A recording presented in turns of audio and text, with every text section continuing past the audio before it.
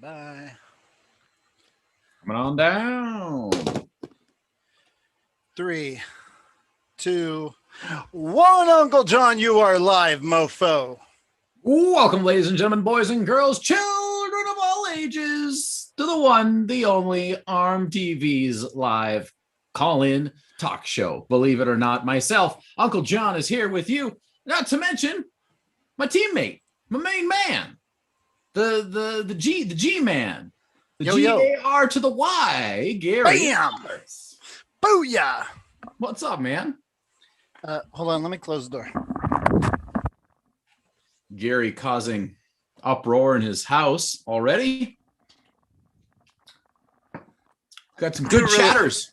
Good chatters already in here. I come to the realization of something. What's up?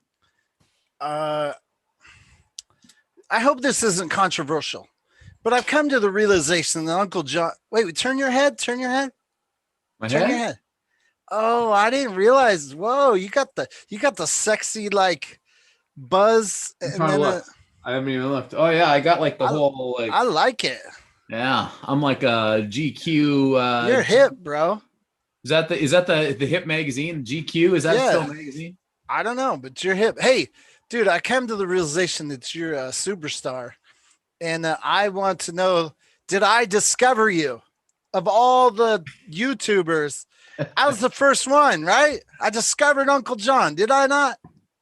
Well, I mean, it depends on like you have definitely given me more opportunities to put Uncle John out there by far. You're the one who has done that for sure. I want to have credit if you blow up, if you're the man.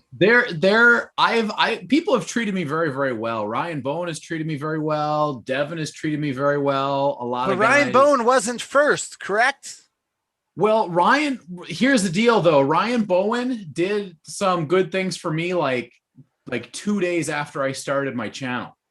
Really? He was like 2 days? promoting. Yeah. So like I started putting videos out, and within, I don't know if it was 2 days, but it was within like a month of me putting videos out. Ryan, he linked my video on some of his stuff, and he was talking about me on his channel. And that was integral to keeping up at the very beginning for sure. Damn it. I'm taking it. Ryan Bowen, I'm taking it. You doing something in the beginning doesn't count. I'm taking it. I want credit. Dude, you're like a rock star, bro. It's an honor to be working with you. Thank you, man. Well, I appreciate it. I don't know if I'm a superstar or a rock star or not, but I'm trying. No, you're awesome. You're awesome. I just happen to be early and I got a lot of content. That's what I have my foot in the door. Like Simon BERRIOCHOA is going to come in tonight. You know, it's like we go way back. You know, so it's like that's an easy reach out. And hey Simon, I want to talk to you. So he's coming on. Anyways, you're awesome. Thanks, you're a superstar. Man. I appreciate it. You're a superstar. I can't wait to see where you take things. Thanks, man. I have to look. So I watched 33 minutes and 15 seconds of your rules with Reza and Bob Brown. Oh, yeah? I don't even remember what all we went through. Did you even get to the Bob Brown part? Oh, yeah. I had to pause when somebody super chatted, Gary, just answer the question. And Bob Brown was like, hey, if you don't answer the question, get the F out of here. Dude, so I'm taking it. You did exactly what I did. I saw Reza talking and I was like, oh, wow. I was really impressed with that guy. Oh, Reza's great. I was like, I knew Reza. I know he'd been around. I know he's involved, but I didn't realize he was so cultured on the rules and reffing. And dude is legit. He has reffed a lot of stuff. Yeah. So that was really like a bit mind blowing when I heard him say all that. And I am going to call you out. I'm slightly disappointed that you didn't. What I do? When Reza said it was at 31 minutes and 12 seconds, Reza said something shocking. People in the chat, if you have not watched, Here's the thing. I don't know if rules is mainstream, but man, I love talking about the nuances of the rules. So do I I. Yeah. think that makes us like geeky, right? I don't know if that's those Oh, videos. total weirdos. I don't know if Dude. those videos are going to go viral, but man, I enjoy doing it. Hey, thanks to Daniel Urich, $5 super chat. He says, "What up, John and Gary? Take credit, Roberts." Well, here's the deal. I just feel like at some point you're probably going to like pass me up and be a bigger presence than I am. And I want to say that, hey, I knew that I'll guy. never forget you, Gary. I'll never forget you. I discovered that guy. Like you. Well, here's the deal. Here's what you do get credit for. Realistically, I do have to, because I've told you this story before. You are the one who said 10 years ago. Yeah. Oh, yeah. I was like, Gary, we should take some of those videos on. This is way before YouTube, way before YouTube. And you had ARMTV, you had your channel. I was a subscriber. And I was like, Gary, we should take your videos and we should do commentary on those videos. And you said, don't tell me, show me. And I never showed you, but that always stuck with me. And that's how we got here, really. Dude, I really feel like that's really good advice that I gave you. Yeah, it really is. It's really good advice. I'm not gonna. Wait. What did I screw up though? We got off track. No. I'll get back to that. All right. It's a cliffhanger, bro. It's a cliffhanger. All right. For you guys who are just joining us, please make sure you're subscribed to good old Uncle John. We're just talking about how awesome he is, but I have we'll say close friend, young kid. I'm not saying I was in a position to mentor this kid at all, but I knew some things, right? Yeah. And this is maybe 5 years ago. Sure. And he told me he wanted to be like a sports announcer, some sort of broadcaster. Sure. And I told him, I gave him a camera and I said, dude, if you want to do it, like, this isn't about going to, I mean, yeah, maybe you can go to school. I don't know about going to school. All I know is the path that I know. So I told him, if you really want to do this, you need to start your YouTube channel. And every sports event, watch the talking heads, but you need to start pumping out videos where you do your stuff. And you just got to keep doing it, even if you suck at it. And I said, you're not going to really get good until you like have 100, 200, 300 things. But I was like, if you really want to do it, that's the answer. You got to pull out the camera and you just got to start saying, oh, the San Diego Chargers really screwed the pooch this week. Yeah. What's new? Yeah. But anyways, guess what? Did he turn into something big? No, he never did one. He never did one. He never did one thing. Yeah, man. It's hard to do one thing. A few years into college, and he's like wondering what he's going to do and a little lost. And every time I see him, I think to myself, dude, you didn't follow through. You told me what your dream was, and you didn't even do the first step. Well, it's like in his defense, it took me a long time too. Took me a long time. But you finally did it. But I did finally do it. Yeah. Which is kind of the point, like taking that first step and actually like following through. And again, to call back to Ryan Bowen, I don't know if anyone else has done it. Go to Ryan Bowen's channel and click in the videos, click sorted by oldest. Yeah. And watch in order his old videos. How painful is that? Well, you'd be really impressed. You're like, oh my gosh, I can't. This guy did it day after day after day. Yeah, you do have to. He made no money for like years. It's really impressive, and it's like a testament. If you want to be successful at anything, you got to slug through the hard work. When no one's watching, when there's no reward, when there's no money. For anyone out there, if you're watching and you have a dream of something you want to do, dude, it's about starting and not stopping and just slugging away, I saw some interesting comments before I get back to what I was talking about with Reza. Saw some interesting comments in here. I just want to make sure I don't miss any. They're, of course, not super chats. Awesome, like Daniel Urek. Ba, ba, ba, ba, ba. Yes, Simon BERRIOCHOA is coming on. Boom, boom, boom. Also, we need some likes. We got 61 in the chat. We need up them likes. Also, thanks to Mazel Shador as also doing the chat daddy routine. He is the man.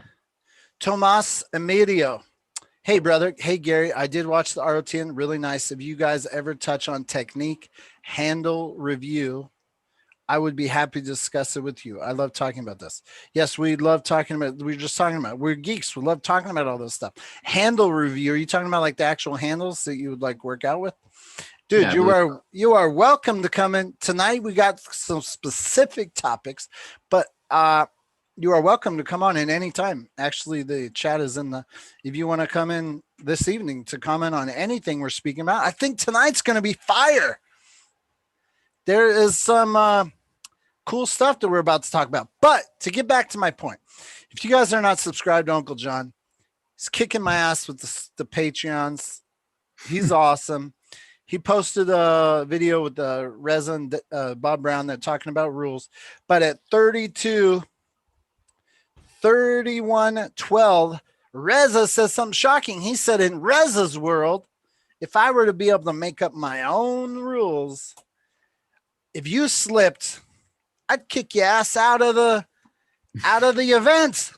And I am shocked. I do remember that. I am shocked that you didn't drop a, hey, you and Gary would get along, or something like. I think we did after that. I think it did come back around maybe. All right. I just paused shortly thereafter, but yeah, I can't remember. Not hear a Gary reference. It was like, hey, dude, this guy, he's what we just proved. He's so knowledgeable, but he's annoyed by the slips also. I feel like I literally said you and Gary would get along real well. Well, I feel like I may have said that. I'll have to go back and keep watching. Okay, I think I'm caught up on the chats. All right, so Simon BERRIOCHOA is going to come on. I mean, you obviously know Simon BERRIOCHOA. Are you? Yeah, I don't really know him that well, but I know of him. Obviously, he's very well known in the arm wrestling community. Yeah, dude, I want to say he was like my second event, and then every big event I was ever at, he was there. Yeah, like there's a few guys that were just always there, and you could always count on. Oh, here he is. You could always count on a soundbite. I mean, yeah, I used Simon BERRIOCHOA on multiple occasions. He's in the house. I'll wait till he's got the office view.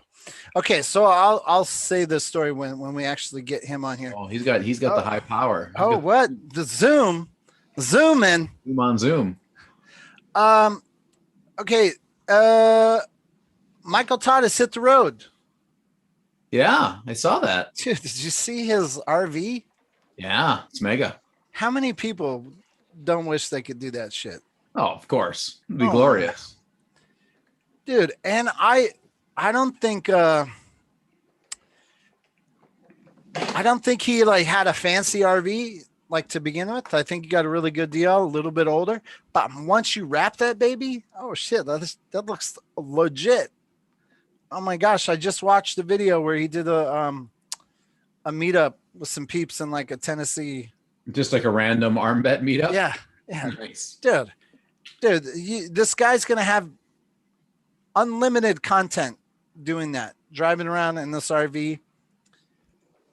It's going to be crazy. It's the way to go. I'm very excited. If Michael Todd, if you're listening on your intro, we need some driving shots of you, and we need branding of that baby. Throw as much brand. I know you were like in a tight parking space among all the semis, but we need always be branding that business. Okay, yeah. Simon. I mean, how can you not walk up to an RV that looks like that? Yeah. I mean, come on. Oh my gosh. Okay, before we get into what Simon is here, but Simon's going to be able to completely comment on this. Okay, so I want to just talk before we get into So I catfished Simon Barrachoa, apparently. Yeah. What That is? doesn't surprise me. Yeah, because I brought him on. I messaged him for he's been at it now, or at least a month from my memory on Facebook, with experimenting with these new straps, the double loop straps. And I was like, oh, I gotta talk to my man about this. So anyways, that's why he came on. But then I messaged him at the very last minute. I said, oh, so the second half of this show, I wanted to talk a little bit about the IFA Nationals. Specifically, I invited little man Josh Drogos on a little bit later because he was at the Nationals. He was so excited, his first like bigger event. Anyways, I wanted to bring him on later to ask about what it was like. And I was like, oh, Simon Barrachoa, he can answer to the question, is this the real Nationals, not a real Nationals? Anyways, he's like, oh, you catfished me, but fine, we'll talk about it. Okay, but we'll get into that in a second. Okay, so I'm watching your rule video with Reza. Yeah. Like we said before, the man is legit, knows his shit, right? And immediately I feel like I got to apologize, because immediately the very first part of your conversation is talking about like down reffing and how important down reffing. And even Uncle John was like, I feel like down reffing is, underappreciated or not. Yeah. Anyways, I'm like thinking to myself, I just had an event where I like just threw the down ref away. And I really just wanted to say, it's not that I don't want a down ref. It's that far too often, and I'm glad you guys brought it up. He was talking about the down ref getting off to the side and doing the hand signals out to the side like this, which was awesome. I wish all organizations would instruct and teach their down refs to get out the way of the cameras. Yeah, of course. So as a producer, I'm kind of like angry at the down ref in general. And I didn't have a budget for a down ref, to be honest. So yeah, well, it depends on what you want to do with it, right? The ROTN, this first ROTN was clearly a little bit fast and loose, right? Testing some things out. You're like, look, this is kind of Wild West type of situation here, so take it or leave it. And so I think it worked out fine for what it was. Yeah. And you guys, he brought up the review protests, which I got to be honest, I was thinking, I was like, ooh, do I want to have this? It could be fun to have an athlete, if they really think they're screwed, to pull out the like, oh, $50 for a protest. I know, do they do it at Nationals, Simon? At the WF level, they've just started testing the idea. The problem is that you would have to have probably 5 cameras strategically placed on the table to do it well. Other than that, all you're really looking for is something that is absolutely conclusive to overturn whatever was seen, right? So even in the years we tested it and moved into it, basically you have what is basically the broadcasting camera, right? That's up on a stand. It's basically at table level, shooting from probably 20 feet away. And, look, you can only get so much from that. It really, if you've been around the sport at all, you understand you've got to be on top of that table to get the right eye lines and see what's going on. And so really it was very, is that conclusive? If it's not conclusive, you're just moving on. So if you want to do this right, you're talking, again, in my estimation, 5 cameras strategically placed to get a consistent logic for what you would actually do if you tried to use that from a replay perspective. But from what I remember at the Worlds, like even back in Manchester, whatever year that was, they did have the protest $50, just not, it wasn't video reviewed. Correct? Yeah, there's a protest, and basically that's an argument about whether the 2 refs agree. So it's interesting to kind of talk about the downside ref, because what you really learn about the protest process, and that's where I'll give Bob props, is he knows how to work those damn protests for sure. Is that, you look and, I once was on the table with Bob and he was going through a series of things, and I turned to the ref and said, you can be pretty much assured that anything he's telling you is a lie, because the man will work a table like, quietly. He's not the Mike Celieris, Travis Badgett who's going to talk his way into the grip he wants. He's going to get them second guessing everything that's going on the table to the point that they're going to go, shit, I might be wrong.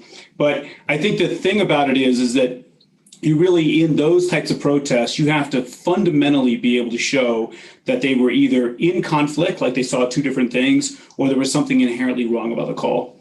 you don't win most protests at the WF level. I think like Michael Todd, Devin Larratt level type something huge. If you have a replay system, like that video, that show, obviously the scorekeeper was off from, like, Neil was broadcasting off of the scorekeeper who was not on par with the whole thing.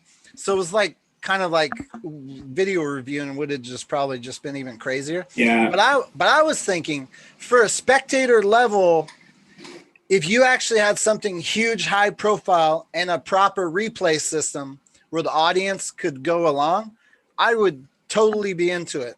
I would think. Yeah. Well, I was going to tell you, I think that the thing about it is like I remember the one year we did the PAL rules with a no downside ref and cameras only, right? So they had several cameras pointed at the table, and you've got a pile of people down, at a production table looking at, like literally just hundreds and hundreds of frames in very slow motion. Look, arm wrestling is an explosive athletic sport. And if you watch enough film, everyone's fouling all the time. Like literally we had situations where a girl, at the World Championships, and Neil Pickup and I were sitting next to each other at the World Championships, and just like Neil actually started booing from like the furthest reaches of the gym, the facility, because he was like, this isn't even arm wrestling anymore. It's like we were sitting there watching it and everything was going to the tape, and everything was a situation where there was a girl who actually, they thought the girl who had one loss had fouled, and they went to go recheck, and they were rechecking. The girls had left the stage. They basically thought she had fouled. She raised her hand, declared her the winner, and they watched the tape and went, oh no, she lost. And so rather than coming out because she fouled, and rather than coming out to to be the champion, she had to come out and pull another match. Like I look at it's an explosive sport. Keeping a tiny little something the size of a dime on an elbow pad, in that type of explosive sport is just not really feasible. So like if you get the camera in there too much, you're going to call a foul in almost every match that's ever been done. I mean, I don't know, Simon, if you had a chance to watch my little ROTN experimentation, but we were going old school. Basically, like if I didn't think if it changed the outcome of the match, we let it fly, which I'm just kind of the camp that's just better for TV. And I get official peeps like yourself might want to stay more. I'm not sure. Yeah, the trickier part, just about being like an athlete, and I can just tell you there's very little that doesn't change the outcome of the match. Like very little. And I think that's where, there used to be some rules, the running foul rule that Bill Collins had, for example, for a long time, and Denise M. Leonard and the USAA had for a long time, where it actually indicated you could leave the elbow pad, and as long as you didn't gain position, you could return to the elbow pad and move forward. The problem is returning to the elbow pad is gaining position, right? So you can create an opportunity where you've caught somebody by leaving the pad. Yeah. And then you have to, then they're sitting there telling you get your elbow back on the pad. So when you get your elbow back on the pad, you've now taken hand control and gained position. And so that is an extreme example. Absolutely. Like start talking about little elbow bobbles, that kind of stuff. I would agree it gets a little bit more arguable that it really didn't change the outcome. And look, I don't have a disagreement with that. I think you have to figure out how to find the difference. The problem is, arm wrestlers, right? Look, they'll complain about a perfectly clean match, much less if there's any consideration that something might have been done, that might have hurt their outcome. So I think it's a little tricky, right, to clearly define, what's the stuff that you let go and what's the stuff you don't. Kind of messed up. We got to go back a little bit. Uncle John, when I was kissing your butt and pumping you up, I totally forgot to mention that I'm sporting the gear, the Uncle John gear. I didn't have my shirt on last time. You got it. Guys, I have a question. Who made this shirt? Well, I just sell those on Teespring, but I went to a couple artist guys called the Godor brothers out of the States, and they do some really crazy 80s inspired pro wrestling art. And I was like, hey guys, can you make me into a caricature and a logo? And they're like, boom, done. Well, your shirt has outlasted my ARMTV Teespring shirt. And I'm really wondering why your logo has lasted through 20 washes and my arm. I'm confused. I'm gonna have to call Teespring. Yo, what's up? Why did you give Uncle John so much love? His has made it. It looks brand new on my bitch. The trick with mine is you have to flip them inside out because the dryer will annihilate the logo. Oh, I forgot about that. Yeah. All right. So anyways, guys, get your Uncle John shirt. But we didn't give Simon BERRIOCHOA a proper introduction, which I'm not very good at introductions, but I'll just lay it down. Simon, I think you were the first big tournament I was ever at. And then I think for all eternity until I stopped filming arm wrestling, you had to have been at every single big tournament I was ever at. like I feel like during that period, 2003-04 to 2011-12, when I kind of disappeared, that you never missed a big tournament. Am I? No, I mean, there was, a year there where I did 36 tournaments in a year. Right. I mean, so that was right in the heyday of everything you were doing, and all the big ones and then all the small ones and everything in between. And we worked on a lot of your stuff. Actually, Gary, we held at Nationals, right, the first ever real live production of an arm wrestling tournament in history. Yeah. Oh my! Gary and I were up till 4 a.m. trying to wire the thing. Back then, internet wasn't exactly what it is now, so we were having all kinds of problems getting the thing to actually come up live, and we were there till the wee hours in the morning trying to get that done, and then had to roll back in there and do a show and a tournament that day. And I had to pull too, so much less run it. Simon BERRIOCHOA, I still remember it like it was yesterday. That hotel charged us $500 for a line, for an internet line. Yep. Jesus. So 500 bones, and I think ARMTV paid. I don't know if you guys paid that, but I don't remember that we did, but it was. I remember it was quite. And even then, it looked like we were dragging in giant power lines into the room. It was just shit was everywhere. It was kind of crazy. For anyone out there, if you're newer in the sport and you go to your events and you pull out your phone and you click on Facebook Live or blah blah blah. You little bitches have no effing idea. You are clueless to what it was like trying back in the day to do that. Like, I'm telling you, you spoiled. You spoiled. Yeah, that was tough. Peter Milano, who also goes way back, he is in the chat. Hello, Mr. Milano. Founder of the NAA. How about this question? Will reinventing the sport make it more profitable or legitimate in the end? That is a great question. And I think that segs into our topic a little bit later. So we're going to hold on to that, Mr. Milano. Good to hear from you at least. Been a while. Simon. Yep. So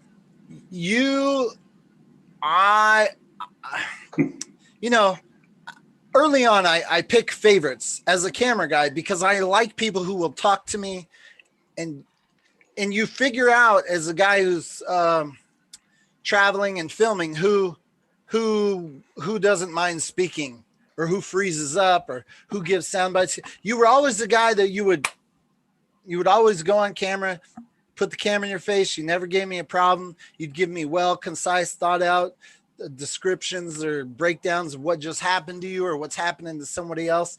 Like I could always count on you back then.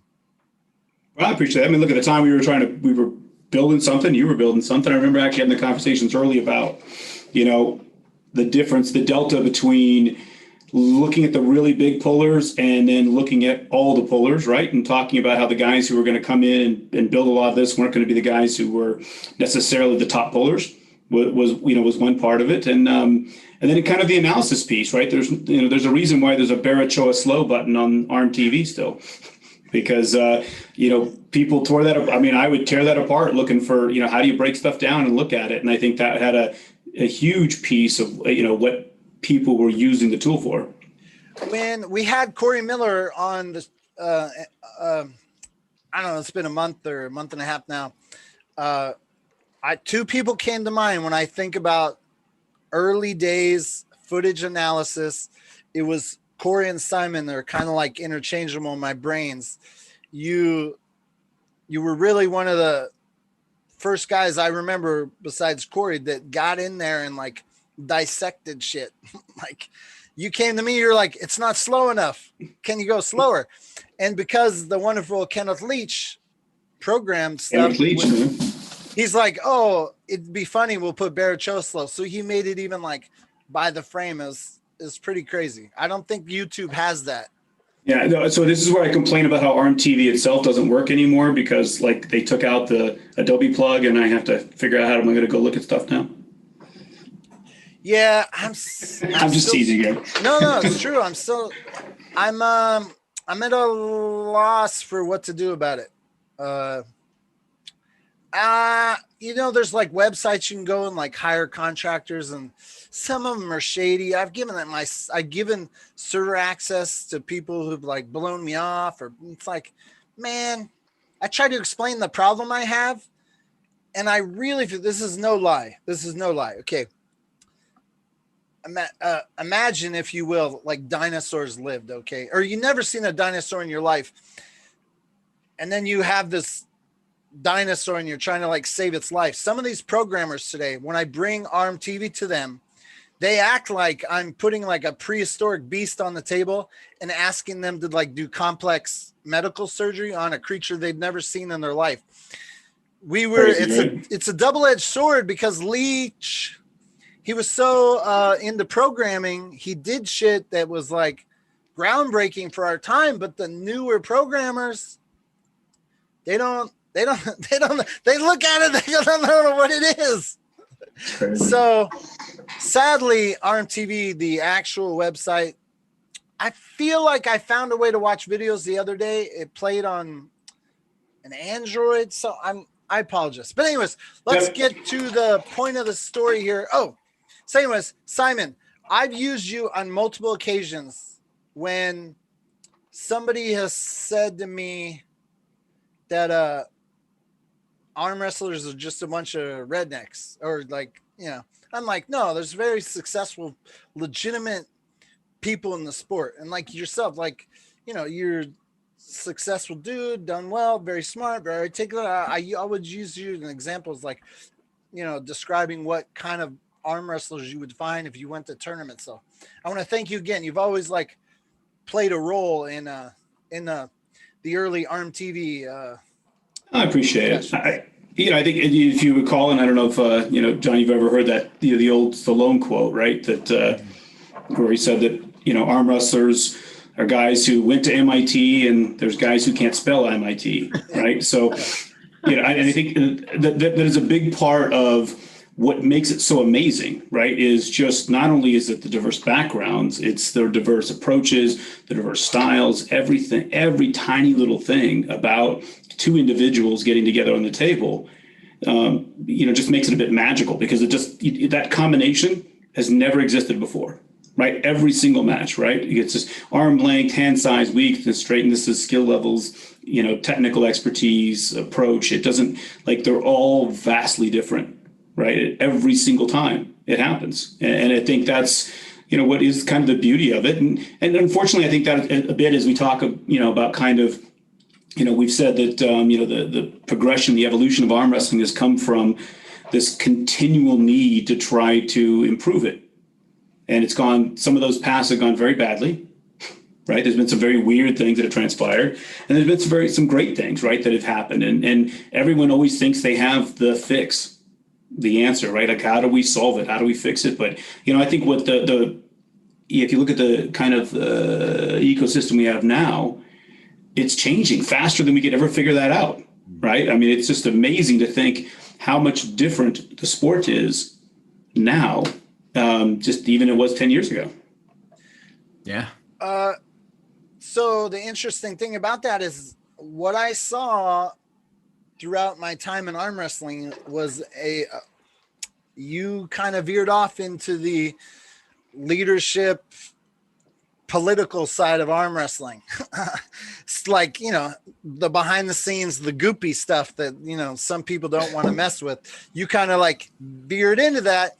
And so later on, if you don't mind, after we talk this, if we could pick your brain on, because I'll be honest, man, this whole like more than one nationals and more, in my old days, again, we're just touching on it, but in my old days, I found that I fully accepted that there was 3 nationals. I was like, ooh, the Triple Crown. It was kind of cool. Like I became a believer in that being okay. And then it's like, but some people are like, nah, I don't like, I want 1 nationals and one worlds. It's like, I like 1 worlds more than 1 nationals because I can get behind multiple organizations having their nationals. But anyways, I would love to dive in that with you a little bit, but not yet. All right. Groovy? Okay. So I don't know if this is man, I can't think of the word. It's related or not, but in my return to arm wrestling, I found myself really bitching about the strap.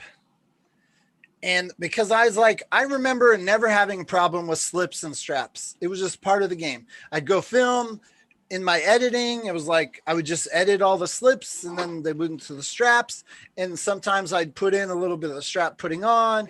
You know, if somebody was jibber jawing about how they liked the strap, I would add that into the edit. I never had a problem with it. But then I came back, and as Uncle John, he's probably tired of hearing this, but I noticed a complete, I mean, in my mind, and I guess kind of boiling it down to Wall and professional arm wrestlers just wanting to go to the strap always, an abuse of the slipping. Would you say I'm on target with this thinking, or no, that there's been an abuse since back in the day when I used to be here? Well, I think, you know, look, there's a lot of prominent, and it's funny because Travis is right there to your left in your little backdrop, right? So I can see his little face right there. There's a lot of prominent people who in the sport who will talk to you about, like, why would you ever pull out of the strap?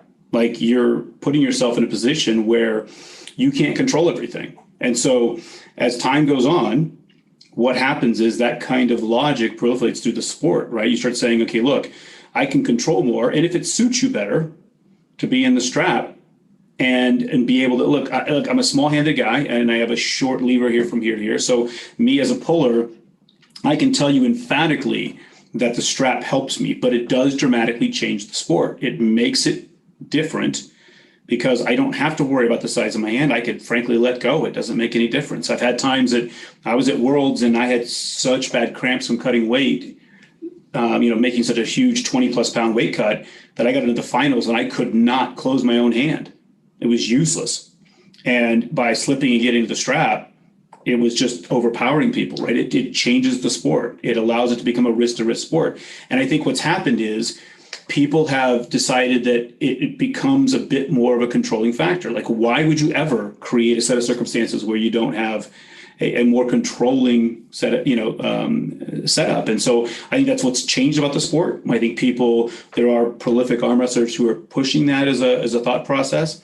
And you're right, it's becoming more and more just common. Like these conversations that happen today, why didn't it happen in 2007, 8, I think, it's just look at the evolution of it, right? Because if you start up back and, look, I've been in this 30+ years, right? And when you look at people started off and pretty much it was power, it was hooking, people were driving into it. And then as top rollers started coming and they started taking this more of a power roll, right? They were just really forcing themselves in the hand, and that got looser and looser and looser. And then we go into the days of, to be quite candid, the AAA version of this sport where it was much more about not losing than it was winning. So you would get up into weird hand positions where you'd be holding onto people to kind of force them to elbow foul, right? So you want a position of control without trying to have to pin them or having to lose. And as time went on, it got looser and looser and looser. And as that was logic born in the AAA? Well, there was a time, particularly when I came back into the sport, there was, it was funny. One of the first events I went to when I came back was the AAA Nationals in 2000 in Bakersfield. And it was Jerry Cadorette and why am I blanking on his name? He's a great piano player. You see him oftentimes playing piano on, and I have a picture on my wall in my gym of him and I pulling, super heavyweight, but they didn't have a single pin. Between all the slipping and the messing around and the elbow fouls, all 3 single matches were determined by, some kind of foul. And I think what happens is, as time went on, people get inventive, right? Necessity is the mother of invention, and people get inventive and they start trying to figure out how to win. And it shifted a bit from winning to not losing.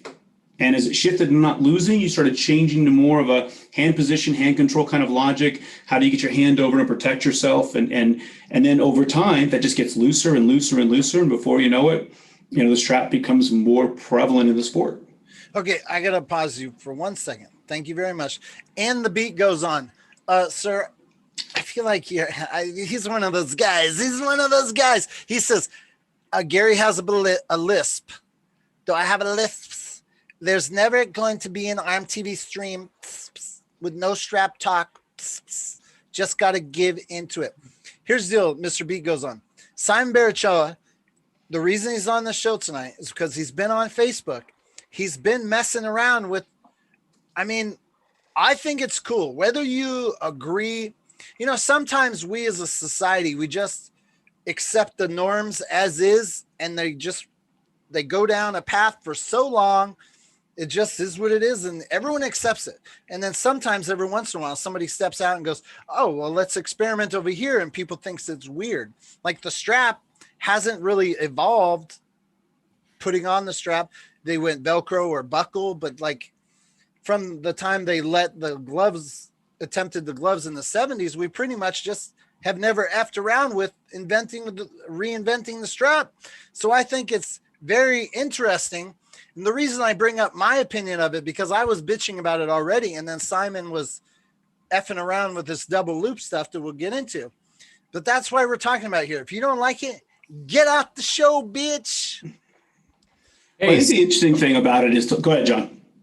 Side note that has nothing to do with any of this. The chat was interested in seeing a picture of the moderator's hand alongside of a pair of bananas. And I have just that. So when we get to 100 likes tonight, I have a picture of Mizelle's hand. It's disgusting. We're right next to bananas for Really? Scale. He's got a big hand? He's got a gross hand. I'll tell you that. Okay. Okay, so here's the thing. Just to kind of sum up, if you balance, we like balance in everything, right? It's like if there was balance in as a content producer, if there's balance in non-strap matches versus strap matches, I probably would have never said anything. But if it's a teeter-totter, the over dependence on the strap has caused me to be like, hey, what's going on? And the reason why I'm so intrigued with what you're doing is because while I was being so beady-eyed on the strap business, I'm starting to learn just how much, like Uncle John, he's like, hey man, you can't tell I'm a professional slipper. You can't tell. And then there's all these tricks in the strap. And it's like then I'm learning more about people teaching how to manipulate the strap and how to get an edge over your opponent in the strap. And the more and more I'm learning, it's not that I'm against the strap just by itself. It feels a bit of a cheat for me to find out that there's this whole secret world of strap cheats to cheat your opponent by having the strap. And I feel that's kind of unfair. And why I like what you're doing is because you said it takes the wrist out of it and is more like arm wrestling outside of the strap. So when did you first start thinking about this?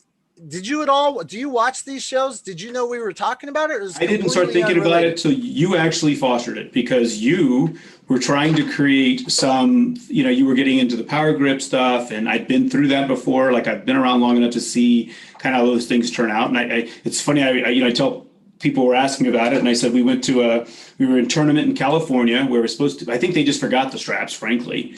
And, they were supposed to go to a power lock for the, if you slipped, and Alan Fisher was one of the pullers, And eventually the director walked up, said, if you two slip one more time, I'm just fouling you both out of the tournament. Because literally even from the power lock, they couldn't stay together. And so what actually was supposed to be kind of a solution to making it faster was just worse. And so the funny part was you actually spawned this, because I was sitting there thinking, look, there's got to be a better way to do this without trying to, again, and look, we just had, and I hadn't really thought about it much. Like, look, I'm not really even what I would call a strap puller. I'm a power puller, and I could probably count the amount of strap matches I've lost on one hand, just because once I get in them, it's power, right? It changes the game, just like anything else. The difference between stand-up arm wrestling, sit-down arm wrestling, WO rules, WF rules, in the strap, out of the strap, wrist wrestling, like those things change. The power lock versus anything else. Those things change the game, and I wouldn't call it cheats necessarily, in as much as it's, because I've never been one of those guys who, like, there's guys they call strap masters, like Jason Vale, and people who they say have really figured out how to manipulate the strap. It's much more of a, I don't care about my hand anymore. You're tied to my wrist is very strong, and I'm going to be able to manipulate you. So as you were kind of going through iterations to try to make this easier, I started thinking, okay, look, there's got to be a better answer than this, right? There's got to be something that says, how do you go back to the fundamentals of what the strap was supposed to be, which was to take two hands that had come apart and then put the two damn hands back together. I think I joked with you and said something about, for all I give a shit, nail them together, right? Like, it's really was one of those things where you go, like, look, that is what you're supposed to be trying to solve for. Why do all these other things that augment the sport if we can somehow figure out how to just get the hands together? Yeah, I mean, the strap's main first intention was to keep your hands together, not to become another tool to manipulate, right? Yeah, I mean, it changes the sport, no question. Like, even, again, being a guy who uses it to his advantage, I don't think, I still 100% it changes the sport. Can you just clarify when you said, I'm not necessarily a strap puller, but I'm a power puller? Well, yeah. Aren't you a strap puller if you were a power puller? Well, so I think that just the difference is I'm not one of those guys who's figured out a lot of the little nuances of getting into the strap. For me, it's more of the, now you're tied to my wrist.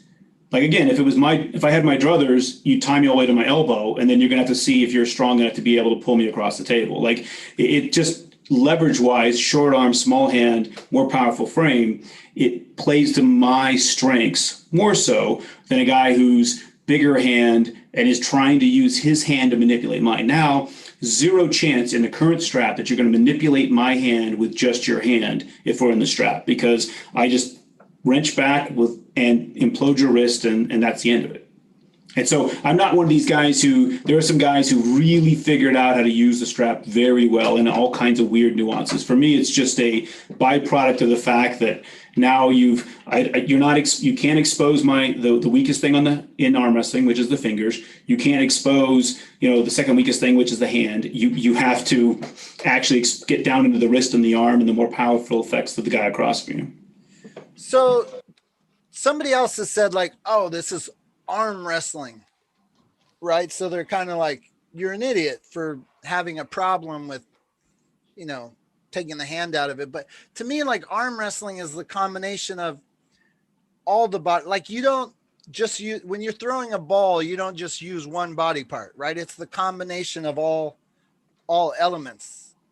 And the arm wrestling is like that. Your hand and your arm and your body, in sync together. And by creating something that completely eliminates the need for a hand, like, and you're like doing it as not you per se, but people are like becoming dependent on that because they don't even want to use the hand anymore. That's when I'm like, I felt like it's being abused and taken advantage of. So I'm glad you're exploring this world. On your Facebook, when you first posted, and I don't even think I read it, got up to like over 70 or 80 comments. What was your overall opinion of the takeaways? Were they promoting what you were doing? Happy? I think they don't. This is I don't think they understand. Like, so unfortunately what happened was, like, back the WL did a little thing where they just simply took a regular strap and wrapped around the external of both hands, right? And when they did that, people came out of it. because there isn't anything to create any, it's all on the outside, right? So just as you get enough wiggle and enough push, people are going to find a way out of it. And so I think when people saw what we were talking about, they assumed it was that. So it was interesting to see how many people kind of changed their mind when they went, oh, that is not that, right? You won't be able to come out of it. There's still people who ask the question, like, could two really good top rollers get out of it? And I'll just tell you, like, I was at that tournament and I had James Fitzsimmons and Dave Morocco, a couple of big-handed old school veterans. Hold on, you're jumping ahead. So yep. I want to get, because I'm going to ask you some more questions about the events that happened this weekend. So in that, you were like, oh, I'm going to do something. And then what'd you do? Well, so interestingly enough, I had received a strap from a guy named Kirill, a friend of mine in Bulgaria, who had kind of created this other strap, right? So his other strap actually was really, it's a double loop. So I'll just kind of show you this version, right? So it's got a 2-buckle version, but these tail pieces. What's that? Could you get a little closer? Yeah, sorry. Let me just get this way. His version was a little bit more like so he's got a 2-buckle version here, right? So there's 2 buckles on it and 2 pieces. It's like 2 straps sewn together. In his version, this tail piece goes around your own wrist and then comes back up. So it still binds the wrists, but his version was split down the middle so that it allowed you the hands to come out this way. So you could actually kind of create a good top roll move where you're creating pressure in the top roll move. But again, the wrists are still bound, right? So you still have the ability to kind of, if I'm pulling on my wrist, I'm still pulling on your wrist because they're still attached, right? So that was, when you start talking about what I think is the number one issue with the strap in general, is the binding of the wrists. That really wasn't, it's probably better than what we have now, what Kirill did, but it doesn't solve for the not binding the wrists. So I just want to say something, and Uncle John, chime in anytime you have. Yeah. So I was just at an event at the ROTN, and I think it was Pablo. They were putting on the strap. He created a big gap here. He had his thumb cocked right there to apply more pressure. Again, they were holding so when you are wrapping around the wrist, if you hold it down really low, I mean, all I'm thinking is that's if it comes up at all, that gives. Sure. There's all kinds of ways to do that. I mean, like, look, as a guy, if you are somebody who wants to be kind of a loose-handed top roller, you make your hand as big as possible as that strap goes around, so it creates an air pocket so that when you actually go, you get play in the strap. If you are more like me, what I usually do is I'm very tired and I get my wrist nice and imploded and I kind of lean back on my arm here. So my wrist is really small. So when the strap gets cranked down and then I wrench it back out, it's super tight.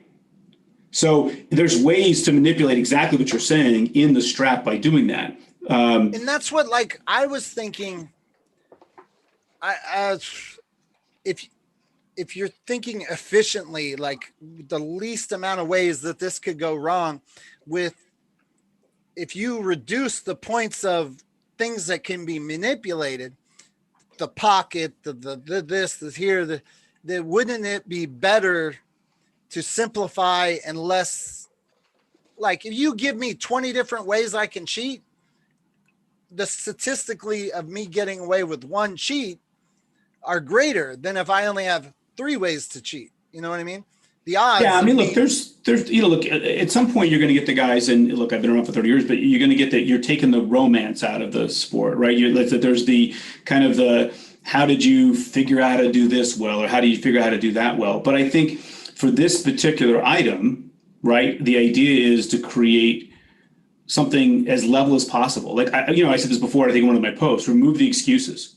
Right now, there's a ton of excuses that come from the idea of this is what happened with this strap, or this is what happened with this approach, and the strap binds the wrist, and the hand guys don't get to do it. And I think if you can, the more you can, I'm an operations guy, so the more excuses you can remove, the more things you can simplify, the easier you make it, the more fluid it's going to be, and the more you can focus on what you're actually trying to accomplish.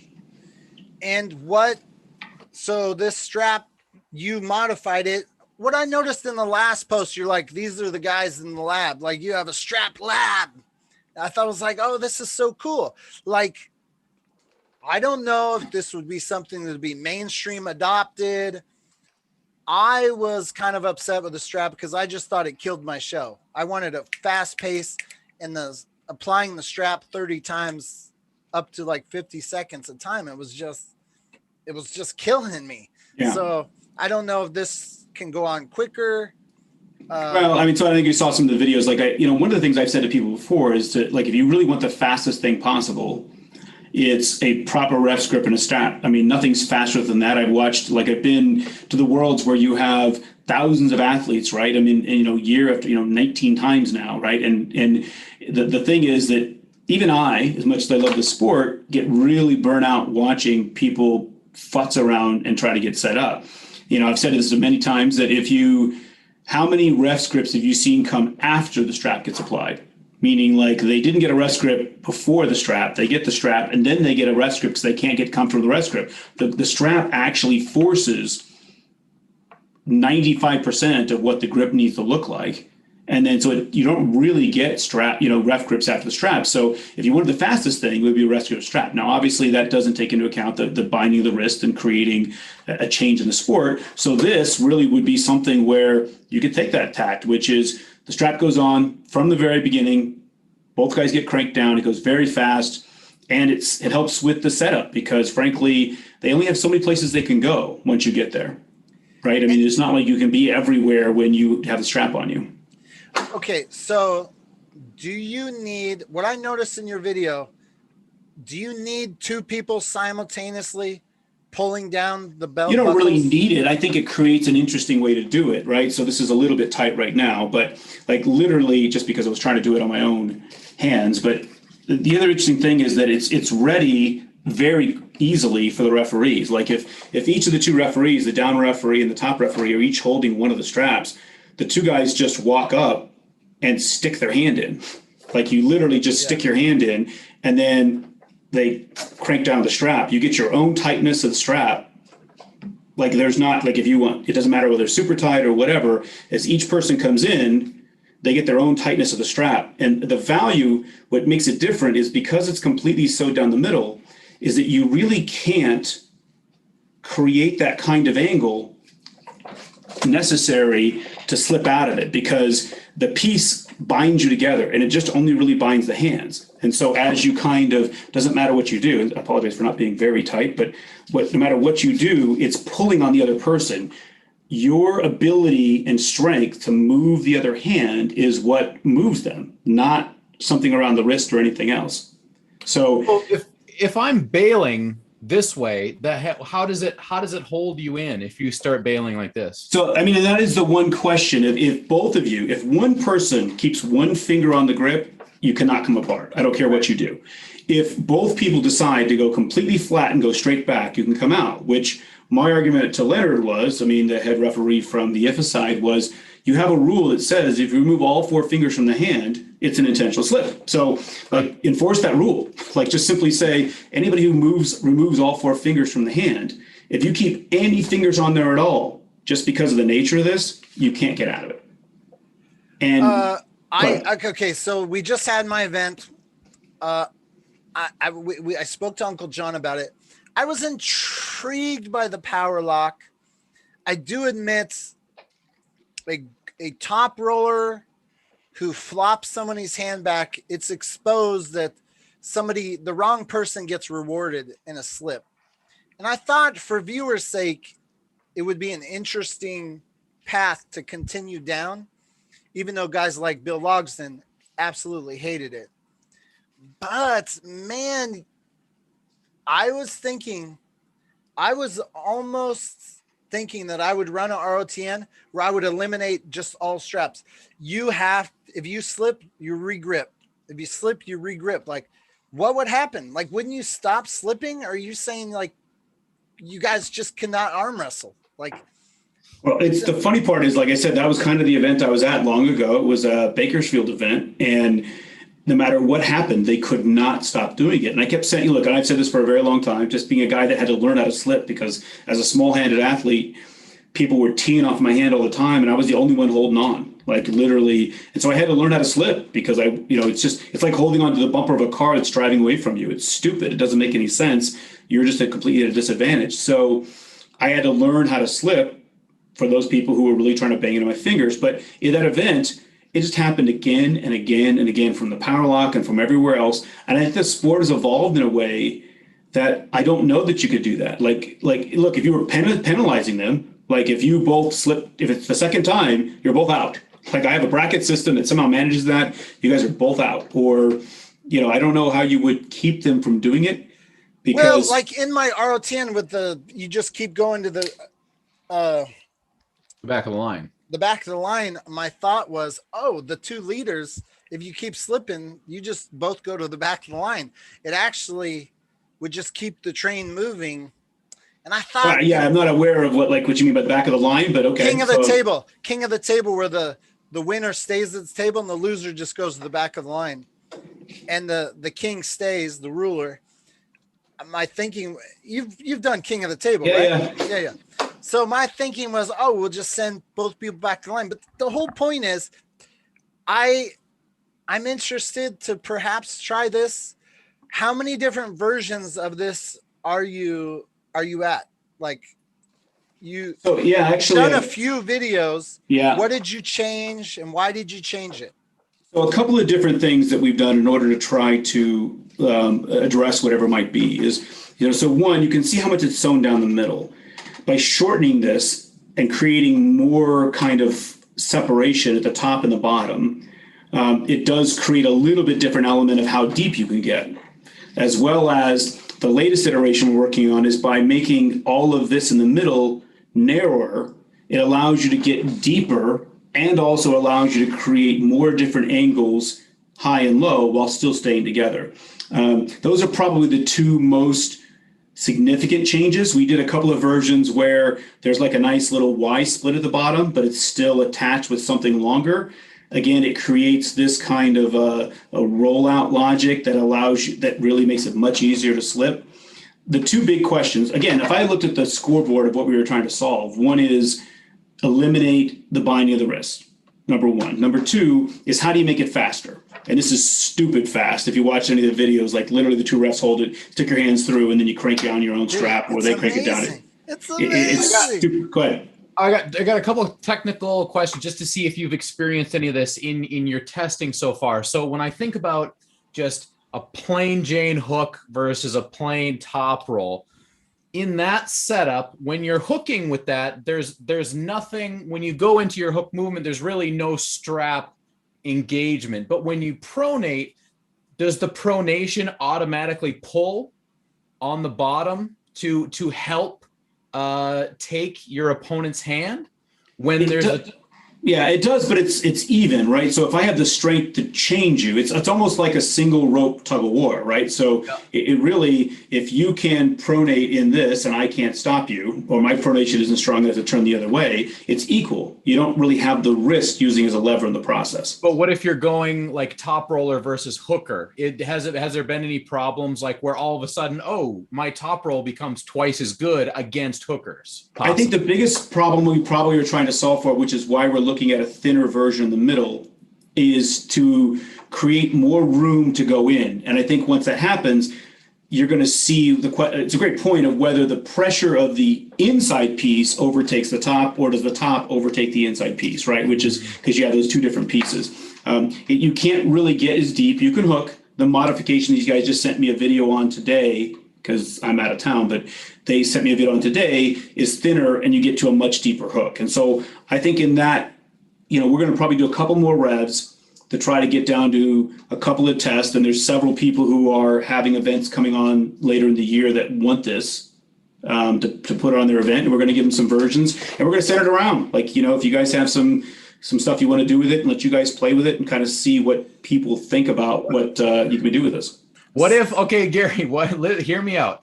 What if we make the strap specifically so it does benefit a top roller, but you must start in a power lock? I mean, so is that true? Is there a chance that this does benefit? You can make it, obviously, fair and even is ideal. But are you telling me is there a chance where this type of strap will benefit a top roller? No, actually, it's the opposite. I think most of the people who look at it, well, I say this, like they say it's a top roller strap because the top roller can move their hand, and that they have the stronger hand, the stronger pronation, the stronger post. I can just tell you from 30 plus years of doing this, it feels like you're pulling in a kind of flat rest grip the entire time. Like you really can't, like you can't overtake one thing or the other. Anything you can't physically take by force, you can't have. Uncle John, you were just trying to be funny. I'm always trying to be funny. I am 99.9% sure that I will try this, that I want a version, whatever version you're happy with, and I will try this. I'm a little bit behind on my prize money, but I want to try this on my next event because, so somebody said in my chat, so I think it's interesting because I didn't really get into it, but you guys were talking with Reza and you were talking about reffing, and we had Danielle do her first time, which I thought she did awesome. But if I actually measured out the times to get people gripped, obviously by adding a power lock, I think we're a little bit ahead on the time if we would just done the old strapperoo like normal. But I think going right, have the normal ref grip. Any slips would go to this. Do you have a fancy name for it? Like, I have a fancy name for it? I mean, actually, it was funny. I didn't really think it was all that too inventive, right? It's like a simple double loop strap. I mean, Yeah, but this could be an opportunity to brand it. Yeah, I don't know. Let's see if the one of the brothers they have another brother that maybe he does marketing, because like I've got this, like, you know, one guy's a blacksmith, the other guy's a leathersmith. They're like engineers by trade. Like these guys know how to put stuff together. So maybe there's somebody who understands the marketing element of it. But, Gary, before you go on your next thing, I just want to play. I'll say I'm all for trying new things. 100% love it. Let's see where it goes. But I often find myself going back to the idea of, are we going for the right angle here?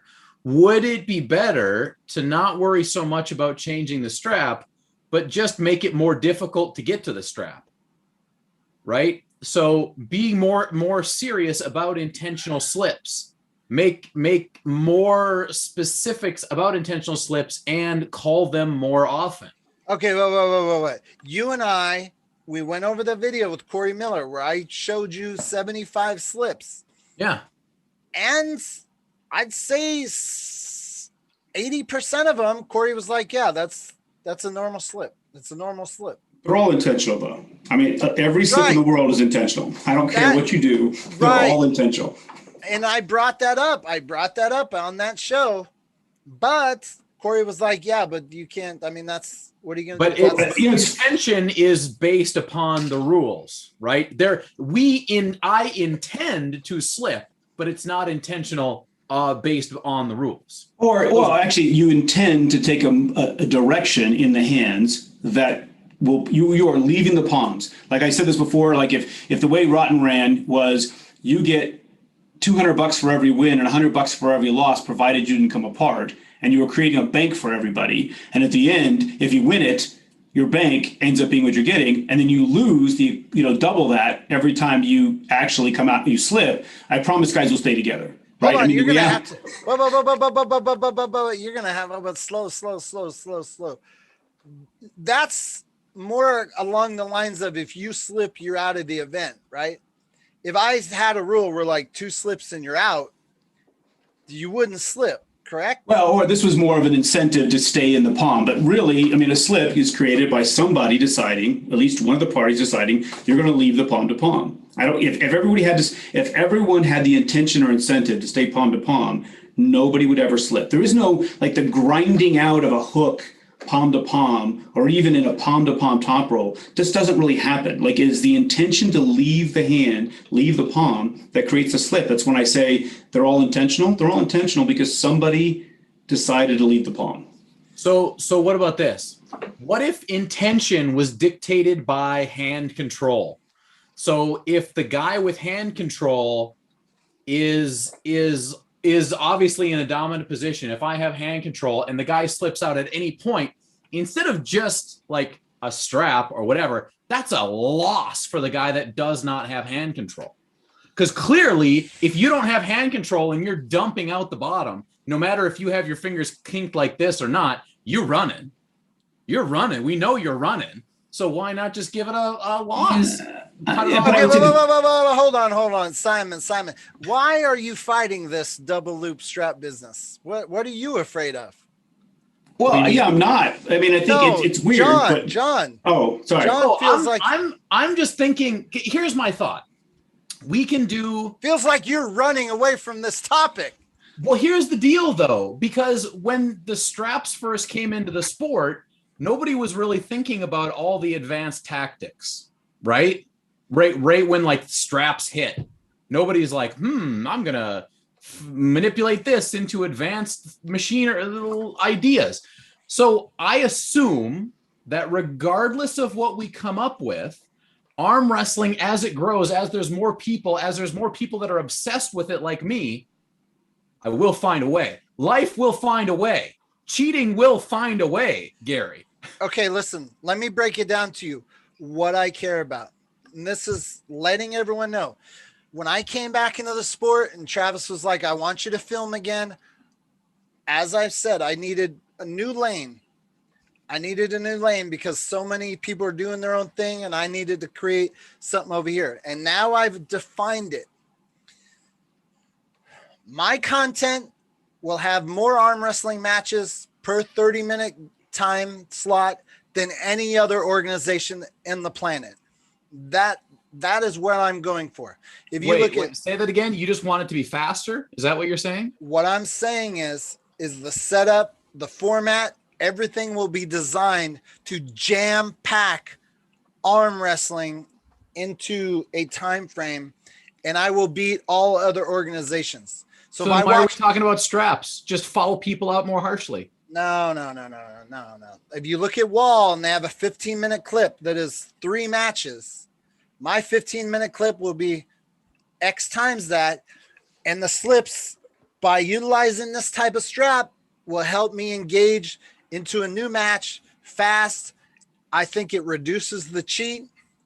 That way I solve my power lock problem. So I have no idea what you just said. I'm trying to create something different. I'm not trying to change the entire sport of arm wrestling. I'm trying to do something for my channel specifically. Very finite. But a speed thing, or what's most important, speed or less cheating? Well, just take my ROTM that you just watched. It was a 2-hour stream. Yeah. How many matches were in that stream? If you add them up, we had like 80 matches. Yeah. If you look at any other 2-hour stream, how many matches do they have? That's my goal. That's where I'm winning. My content's going to have more matches.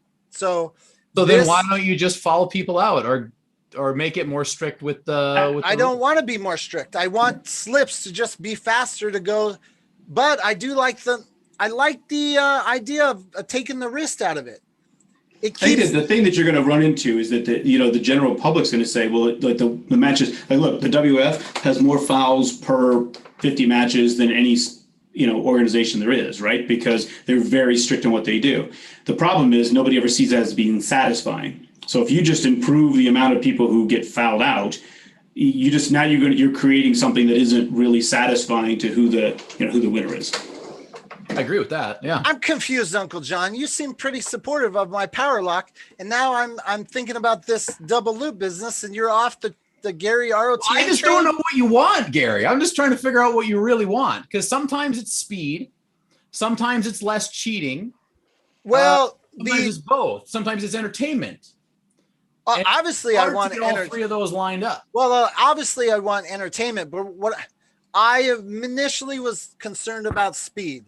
But then that conversation showed me how much cheating and manipulating was in there. And I was like, it just supported me going on a mission to do something different. When I read online, all wall athletes need straps.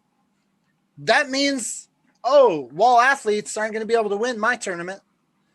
So that's a place for me. Fine, well, great. Wall athletes need straps against other wall athletes. My point is, a month ago, I was ditching the strap and adding a power lock before the strap. And now here I'm interested in just this double loop business, and you're off the... No, I preface this saying I'm all for trying different things. We got to have a little bit of a devil's advocacy going on here to kind of play the other side. Because I'm very excited. Like, I would love to get the strap and just try to break it, right? Not rip it apart, but try to figure out, how to manipulate in different types of straps. I think there's a lot of content to be had just in that. What I'm interested in doing, if I could do some sort of grand experiment, is have a pool of 10 athletes do a double bracket tournament with that regular strap and see what 1 through 3 is, and then do the exact same people with this double loop business. Does 1 through 3 change? Is kind of more what I'm curious about. Yeah, I love to see the data. I'm all about data. And that's the thing. If we introduce this stuff, I just don't want it to be like, oh, this is cool, let's start doing it. I want to say, hey, this is cool, let's try this out. Let's very carefully analyze what's actually going on when this happens. Well, I mean, I don't need to. I'm very specifically focused on the ROTN and how I've been prepping this house for sale. So I've been working for the last week, no arm wrestling content. But when I put out this show, my goal is just to, how do I make that more awesome and better and get more prize money, and slips to go to another match with the least amount of downtime is possible. If I have 80 matches, I want to reduce downtime between. That's all my focus is. So that's cool. And it's, from my perspective, I'm like the worst guy for your thing. Because what is my game? I want to know exactly how much time I have before we're forced into a referee's grip, because I'm just going to lay on your hand and I'm going to make your hand tired for 30 seconds or 60 seconds. I'm going to take all that time. I'm going to get a grip right before that happens. I'm going to slip intentionally so we can go to the strap.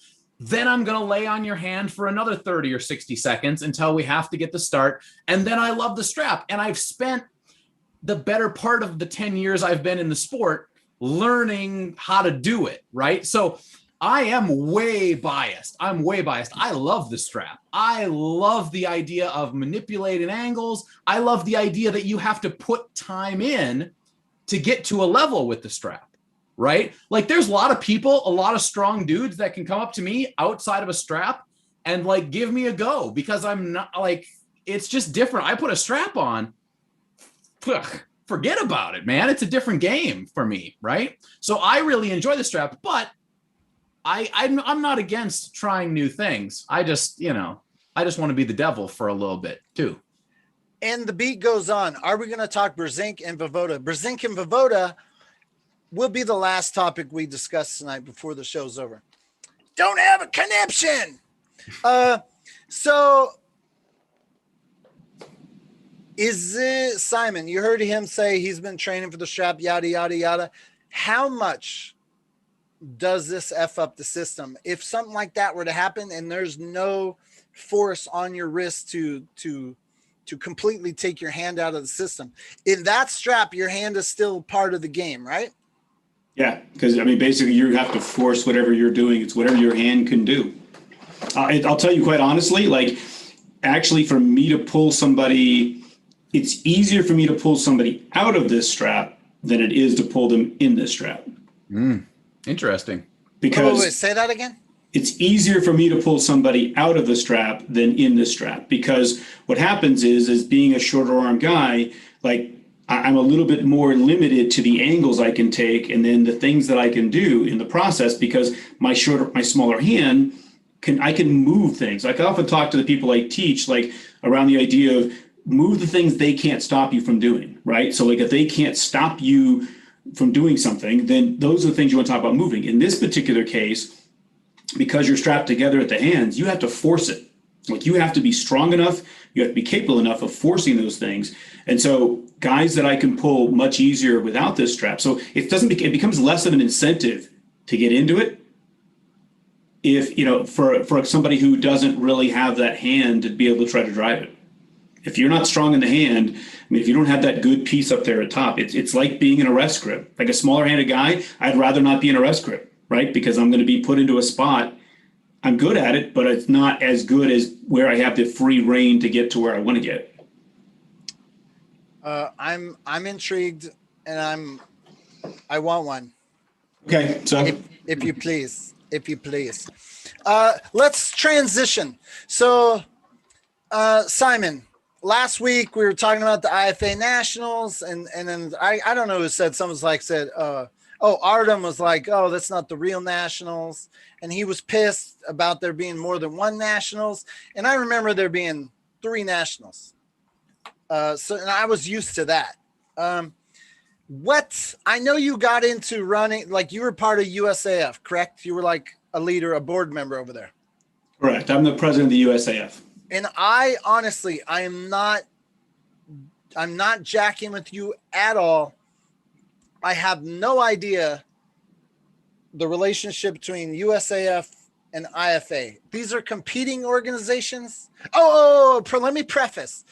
I'm sure I'm friends with all of you guys, whoever runs all these organizations. So if we could have this conversation as I don't want to start any drama. I'd like to just understand the status of the situation. And if you could just give me Easy enough. So realistically, back when, in the world you're talking about where there was 3 Nationals, there really, I often said there really wasn't, right? Because there was the AAA Nationals, who admittedly was the original Nationals to relationship to WAF, which was the World Arm Wrestling Federation, and they qualified a national U.S. team to take to the Worlds. Well, the WF split, right? And when the WF split, the AAA stayed with one version of the WF, and then the other version of the WF, again, the argument about who was the real WF still remains to be flashed out, but the reality is that another organization, which was USA, was created. So you had AAA, that WF, USA, that WF. And essentially over time, this WAF that was associated to the USA got all the Eastern European countries, got all the countries, and was the WAF, and the other one folded up, and there was no WAF above the AAA. So AAA was holding a national championship, and although they were the first and the original, I would honestly completely say, they had no worlds to go to. There was no worlds to qualify to. There was no place to go with that event at some point in time. The USA became the USAF. Just from a kind of a clarity standpoint, we made the USAF, and that USAF. And you were part of that USAF. Correct. Yeah, I've been on the board for a dozen, 12 years or something. And that USAF then was the only organization that was qualifying a team from a national event in the U.S. to take a team for the World Championship. The only World Championships, the only WF World Championships at that time. So at that time, back to when you're referencing, right, there was 3 events calling themselves nationals. There was a AAA, which had no worlds to go to. There was the USAF that was taking you to the worlds. And then there was the USAA, which was actually the USS, it was a pro-am. They had international pullers that pulled there. They obviously didn't qualify you to go anywhere. I mean, it was an event. I love that event. Used to go to it in Tahoe all the time, been to it many times. Yeah, it was fun.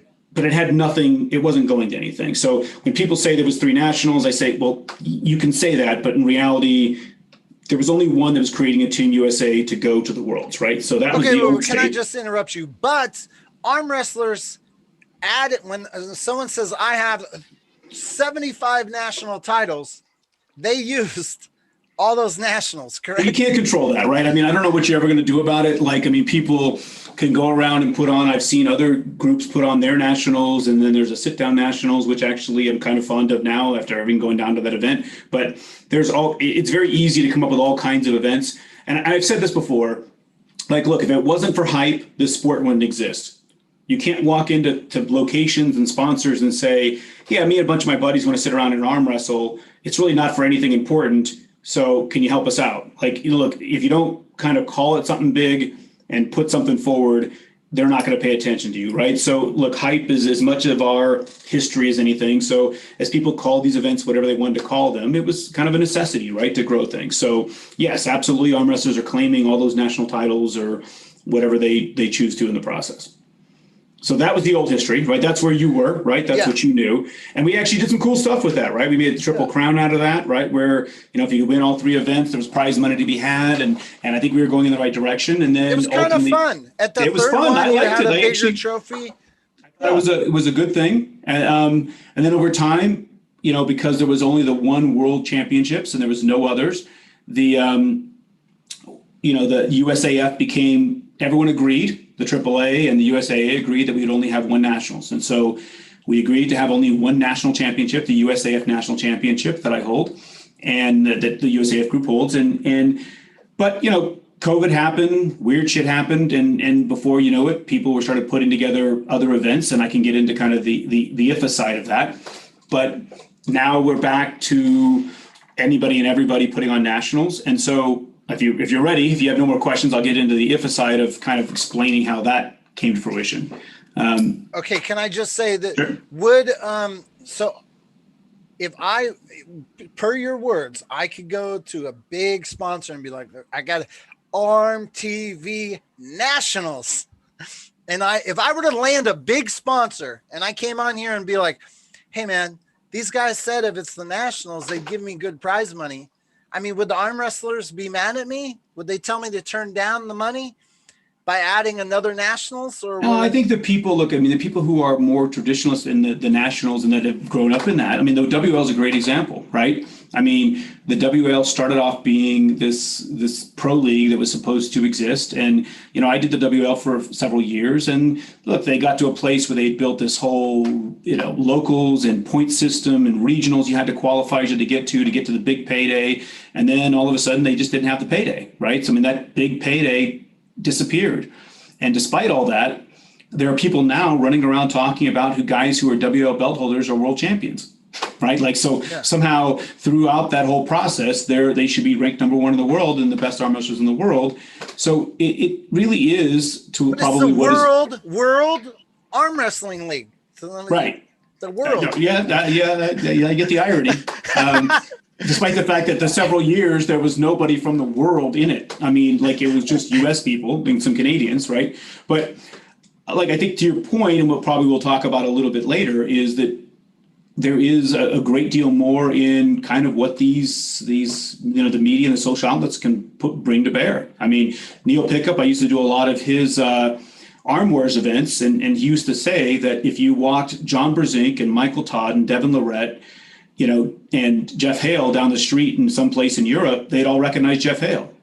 Right? They would completely ignore the rest of them because he had made such an impression to them. And so in that format, you have the ability through media to create champions in the minds of your audience, right? In some regard. And Jeff's one of my friends, and it wasn't, but Jeff acknowledges that BRZENK is BRZENK, right? It's not like, people shouldn't, if you knew the sport, you would not run up to BRZENK, right? But I think that is a truism about where the sport's going.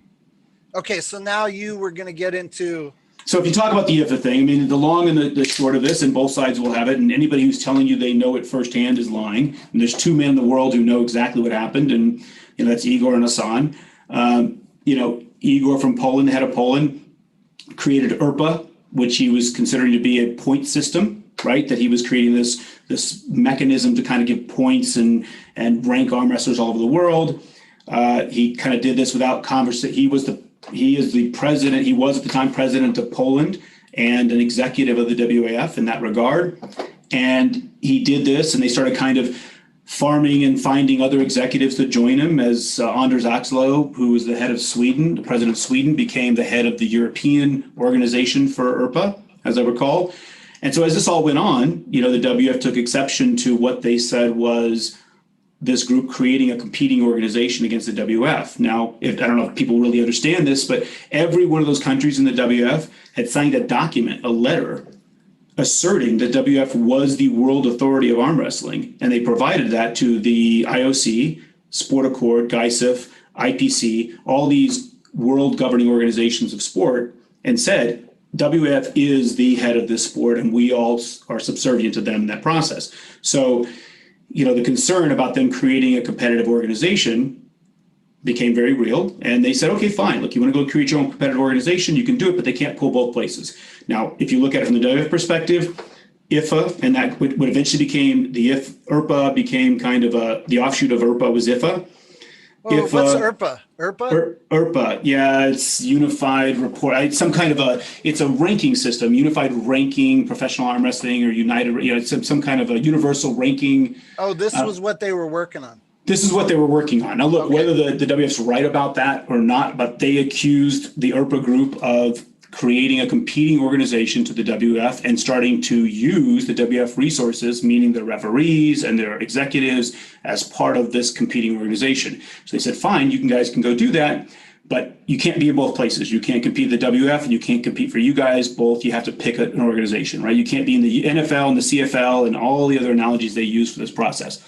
So if you talk to the WF, that's the way it went down. If you talk to the IFA will say, well, look, you started banning our athletes, you started banning our executives. You gave us no choice but to create another organization. So they accused them of creating an organization. They said they weren't. And then in turn, they created another organization. So now you've got IFA, who's headed up by Anders Axel, the president of Sweden, the former president of Sweden for the WAF, and Igor Mazarenko, who was the president of Poland, also a WF member as well. They started that organization. So now you have these two separate organizations, WF and IFA, and naturally and correspondingly, the USAA group, created a US IFA organization, and they held their nationals last weekend. Okay, wait. So the USAF that you were part of, you guys had to choose which group to go to?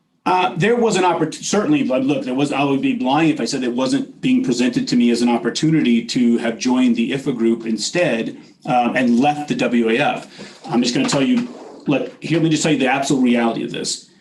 The WAF the lion's share of the WAF is filled with Eastern European teams that are sponsored by their government. They are anointed by their sports ministry. They are the national team of that country. Russia, Ukraine, Kazakhstan, Bulgaria. You pick them, you name them, Romania. All those teams are those government entities.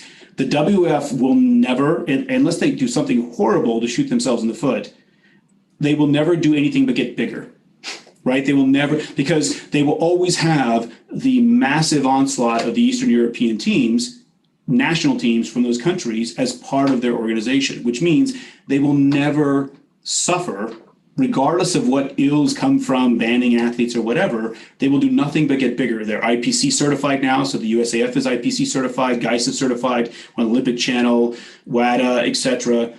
I had to make a choice. When I looked at it, it was pretty clear. This is the organization that will continue to hold the highest level of arm wrestling in the world.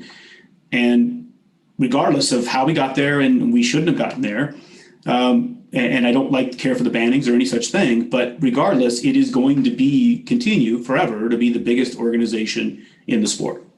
So it just made sense for USAF to stay on that path, is what you're essentially saying. I mean, look, if you really it depends on, I guess, what your thought process is. For me, it is, if you truly want to challenge yourself on the world level and compete against the best in the world, you are going to have to go to that event. And if, it would be ridiculous to think that we would be able to provide that opportunity if you had done something else, if you ever left the WF. It is going to continue to be the biggest organization in sport and the real true world championships. And it just didn't make sense. It doesn't mean I agree with everything we do. I have a very small, I have a vote, and that's about it. But we voted against the banning, but everybody else voted to ban athletes that competed in the IFA organization. And there was no USAF nationals this year because of COVID.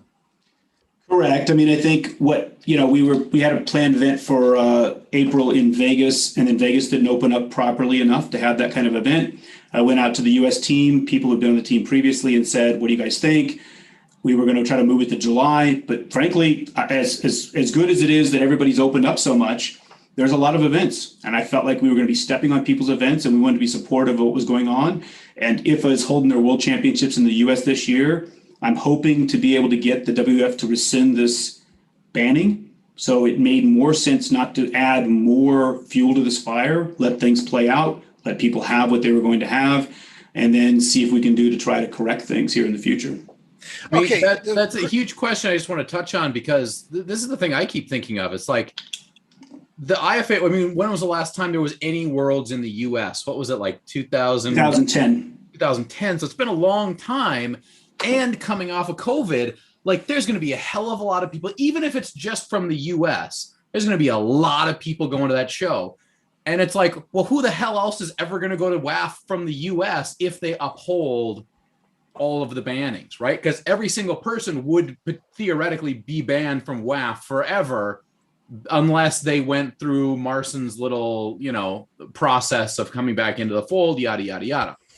Is that a reality? Do you think that they're really going to uphold all the bannings like that? I think I think initially, but I think one of the things that the conversations I'm hoping to have in this year's World is really like, guys, look how fragile this all is, right? And frankly, look, we can do whatever we want to with the administrators. You can't exist in both places. But from an athlete perspective, we should be smarter about this. And I think people will soften a bit. I think I'm already feeling like there's a sense that, you know, the athletes deserve better. They deserve more opportunities. They deserve, you know, show them why they should be with you rather than like forcing them to do something else. And so I'm kind of hoping that's the, you know, fortunately we didn't have a Worlds this past year to be able to have a Congress to have this conversation. So, you know, we're hopeful that it's going to get improved this year. And look, we wish they were the best. I don't want to lose these people. Like it's funny that the weird part about the banning is that it only really hurts the small Western countries, right? Where this is a volunteer thing. Like, right. You know, the team, like there's more junior Kazakhstan, you know, juniors in the Kazakhstan team, there isn't arm wrestlers in all of North America. Like that, you know, these countries are never going to have an issue with some stray who runs off and decides they're going to go pull IFA. Like they, you know, it's not going to happen. Like even if they would, right? I mean, because they know where the money comes from, they know where the bread is buttered, they know where the piece is going to, you know, like where the real sport is from their country's perspective. So it really just hurts us, right? The smaller teams. But look, let's be candid. Because we pay the bill here on the U.S. side, we take about 30 athletes to the Worlds. Other than Mesquite in 2010, we take about 30. Those same 30 will continue to go. So regardless of all these other people getting banned by going to the IFA event, we'll still probably have the same 20 to 30 athletes that will go year in and year out. It really won't change that much, right? I think, unfortunately, it would be nice if we had the funds and the backing to be able to take more athletes. And I'm always kind of trying to inspire people to say, look, at least once you got to go try this out. You know, Paul Talbot went last year, and, you know, the eye opener for him of the talent at the world level was something. He literally walked off with shaking his head like, shit, man, I'd never felt anything like that, right? And I think that's something that every arm wrestler has to have in their career. Okay, I feel like I didn't realize it was going to happen. I feel like we have a connection to segue these topics together. Okay. Just like Uncle John, we were talking about the contract issue before, and now with like the explosion of like all these YouTube channels and other organizations is going to force, like Wall has already had to open up their contract, letting people arm wrestle, right? Mm-hmm. It seems to me like, and Simon, maybe you can give perspective from the organizations that have been around. What is kind of the viewpoint of these YouTube channels exploding and becoming promoters and putting like King of the Table and Ing and Terzi? Like, do you guys feel that is good for like your organization? Or like, it's obvious growing arm wrestling, which is good for you guys, but in terms of like promotion and arm wrestlers having to pick events, do you guys have like a nervousness about I don't say it's a nervousness. I think, look, it's always been, we used to joke that there was, you know, for every 10 people who got into arm wrestling, there was only one person ever stuck around, right? Because by the time you start getting beat and getting hurt and spending a bunch of money and, you know, in the time it takes and the travel and stuff, it becomes a lot, right? So you have to really be the kind of committed and in love with the idea of pursuing this. I think the numbers are different now. I think it's probably, you know, 40 40 people who get involved and kind of tinker around here and there. And I think what WL had a big influence on that. There's guys that were being featured on camera in the WL I've never seen again since, right? I mean, they just, big, strong guys who got involved and we're here and there. And I think it's going to create a much wider group of people. The question is, do we have the ability to bring them into some quality from a structure and a function on a wider scale? And like, I think when you look at what you're talking about with the way social media is running, people would be remiss.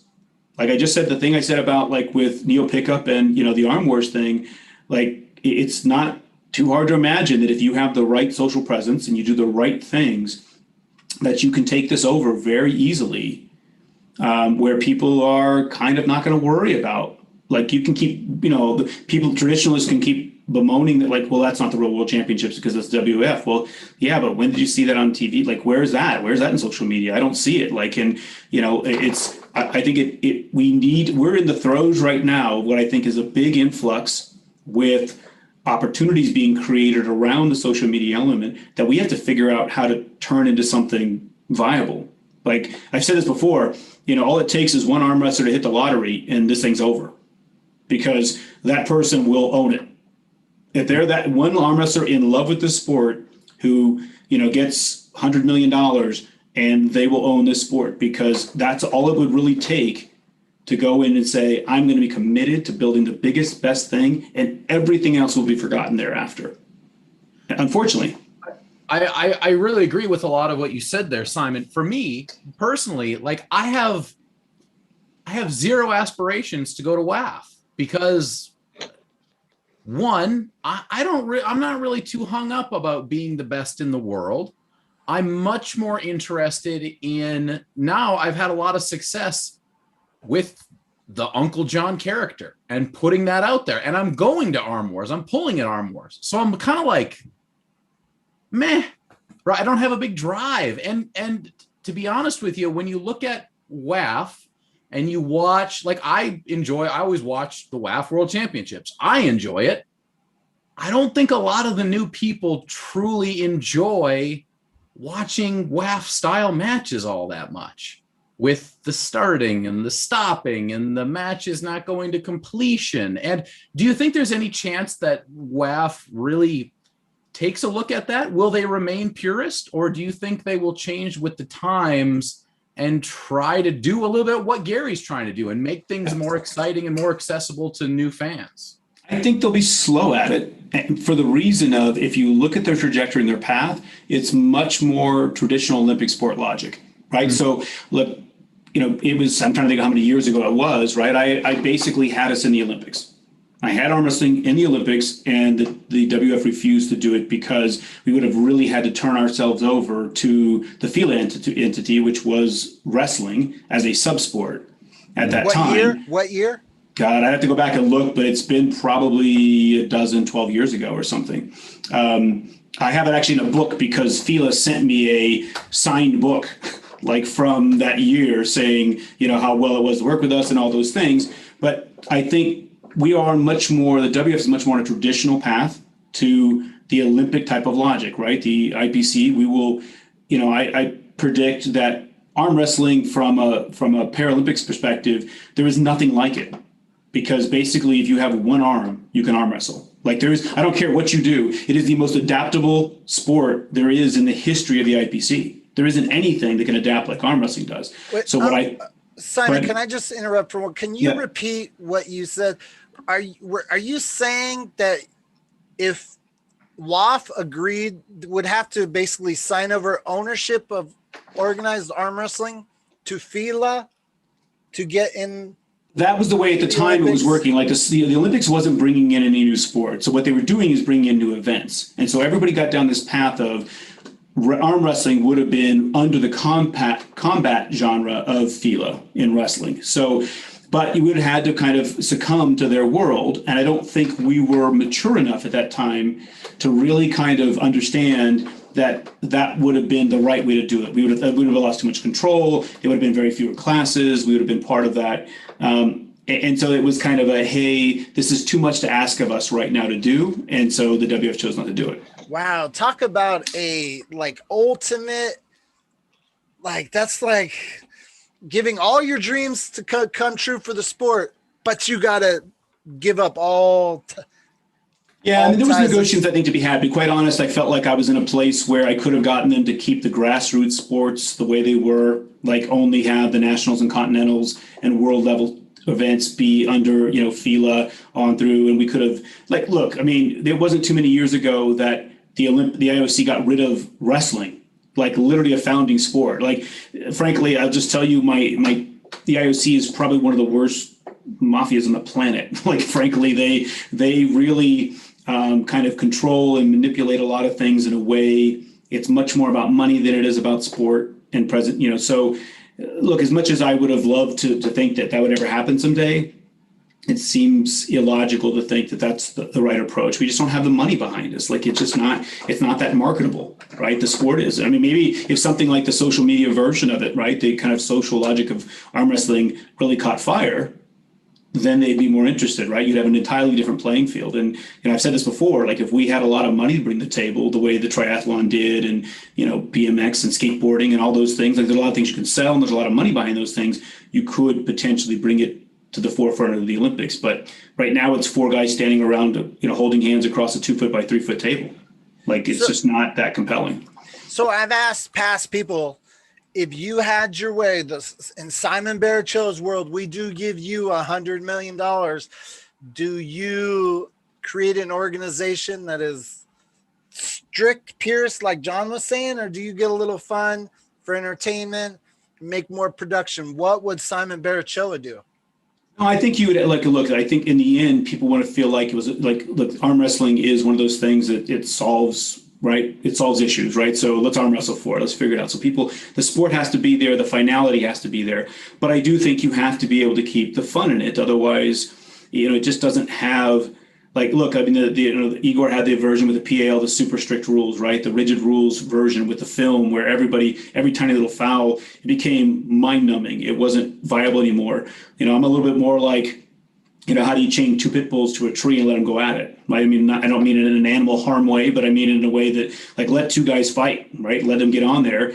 Let's take the ambiguity out of it, and take the excuses out of it, and let people actually go at it. And I like it. I like it. No, but go ahead. I don't think I finished my thought on I've seen in the past arm wrestlers, they just want to arm wrestle. All the guys that are going to go to the IFA Worlds, I'd say 90% of them are going to, we Americans, we like to stick our finger to authority. They're all going to say, you go ahead and ban me. I dare you. And I don't think Igor's in charge of Igor is with the founder kind of IFA. Anders Axlo from Sweden is the president of IFA. Well, I would say to all them, just like I was trying to make the segue to the contracts. I feel like because of the power of YouTube, contracts are going to have to be flexible with letting cross arm wrestling until one organization, like you said, could just buy the whole thing. I feel like WAF is not going to want to ban all Americans who go to this tournament. It doesn't really hurt them, right? That's the problem, right? In the regard that it's like, how does it hurt them? I mean, like we take 30 athletes every year because you got to pay your own way. It costs a good several $1,000s to go do it. It's usually masterclass guys who have the money and the ability that want to go travel. And you get this whole other genre of arm wrestlers who people would say like are elite. Well, look, if they're not getting paid, they're not going. So what's their incentive, right? I think a little bit more to your point, John, is that like you can be, and there's the good element of it. There's the people who kind of earn their place and being able to do it. And then there's the people who are, I can become an internet sensation in my backyard with enough social media. Like I don't really have to go prove myself.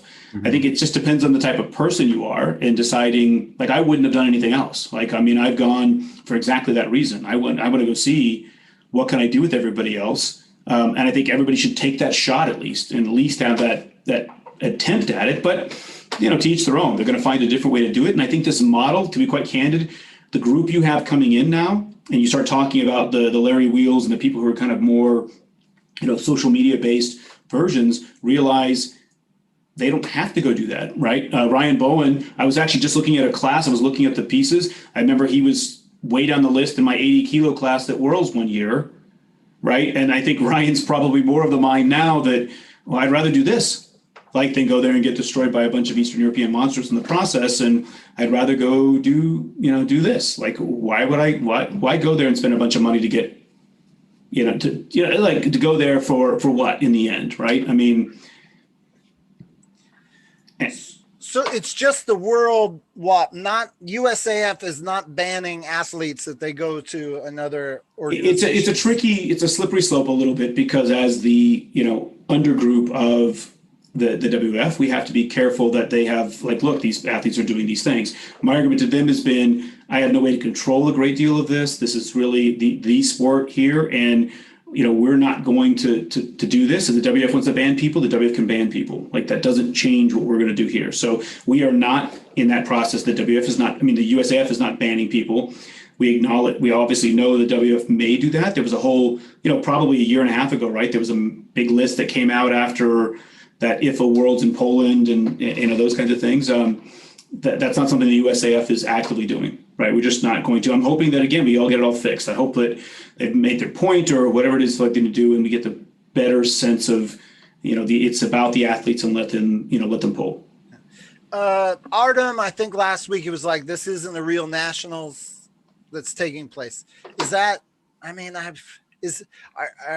not, as a guy who's just podcasting, trying to do the news. I'm doing my ROTN thing, but I just would like to do arm wrestling news also. Is like, are we now having competing nationals, and they both? Well, it's funny because I may get filleted for saying this, but it's probably more a nationals now than it was back when you thought we had 3. Because at least you're taking a team to a world championship event, something that is being organized as a world championship, competing with the WF or not.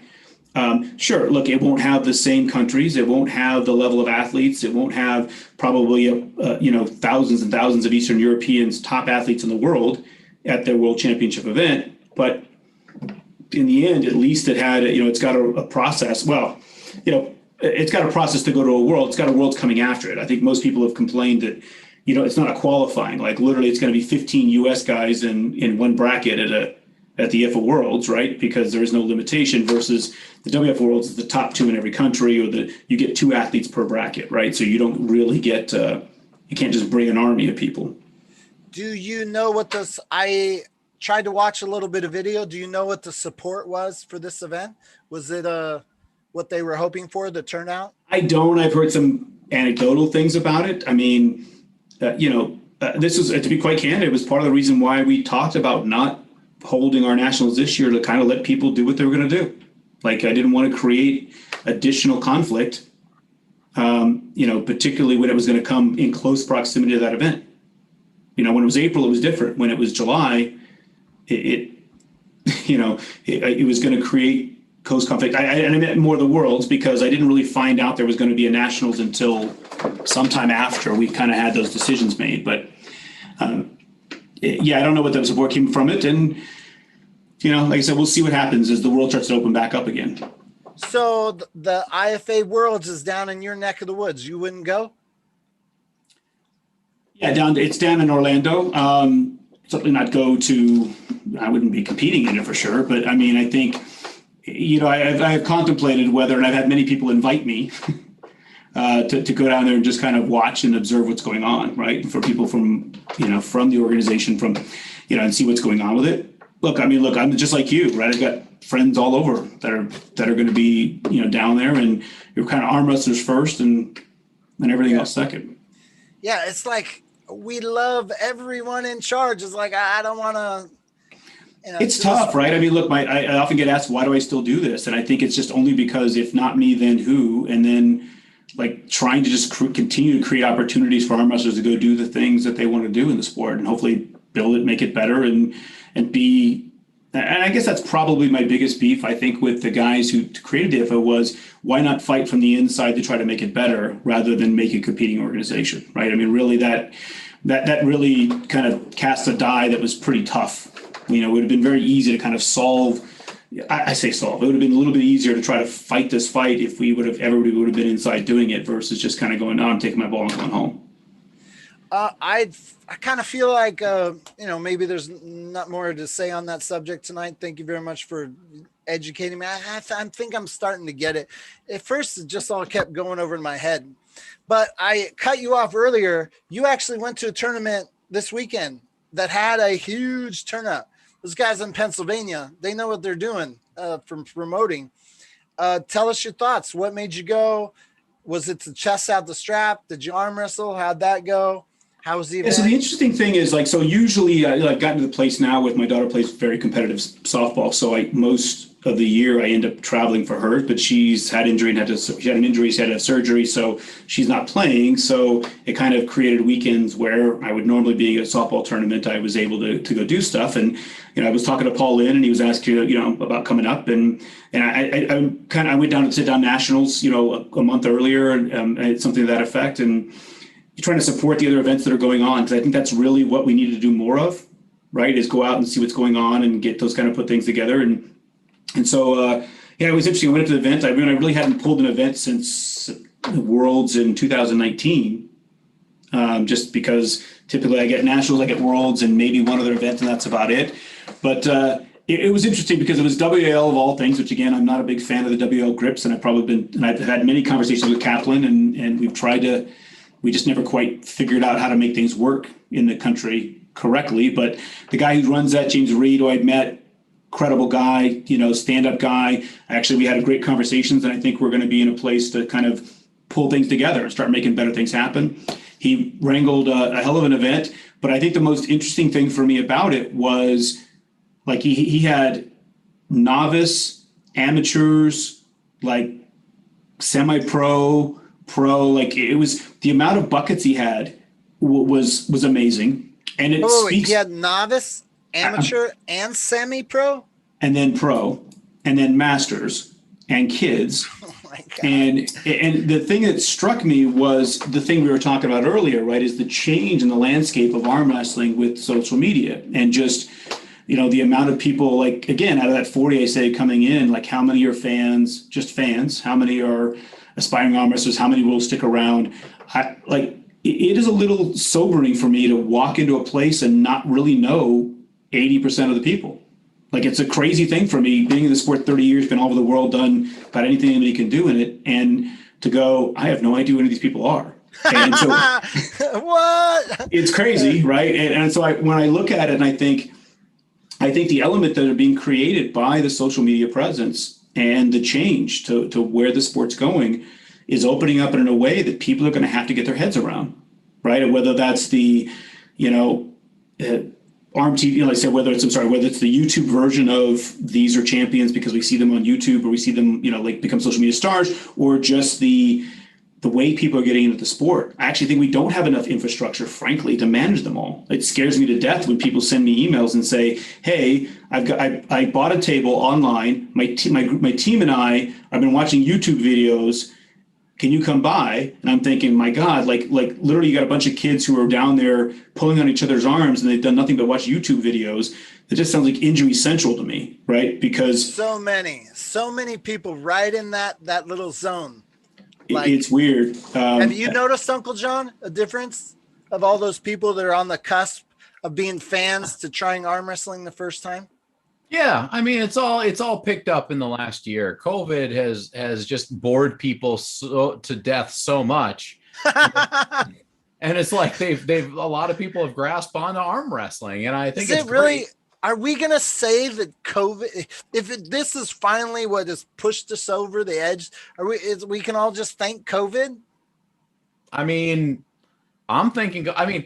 so I start my YouTube channel, and within 4 months of starting my YouTube channel, it's an arm wrestling YouTube channel, and I can't arm wrestle, right? So everything that's happened for me on this channel in the last year and 4 months, whatever it's been, has been with no arm wrestling, right? And it's still picking up. I have 4,000 more subscribers than I did when this whole thing started. Hey, dude, if you were able to do it without arm wrestling, imagine a world.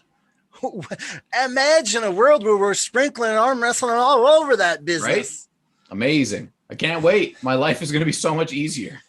Simon, before we close out today, I put on the title BRZENK versus VOEVODA, but I literally saw that an hour before we went live. I guess Ryan Bowen broke the news.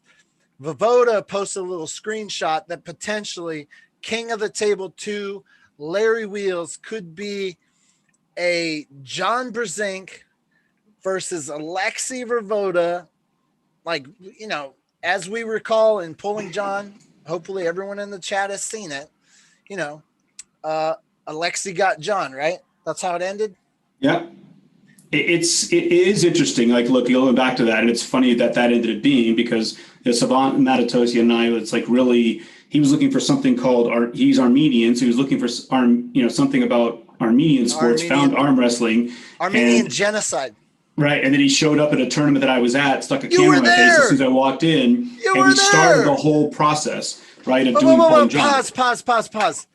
That is right.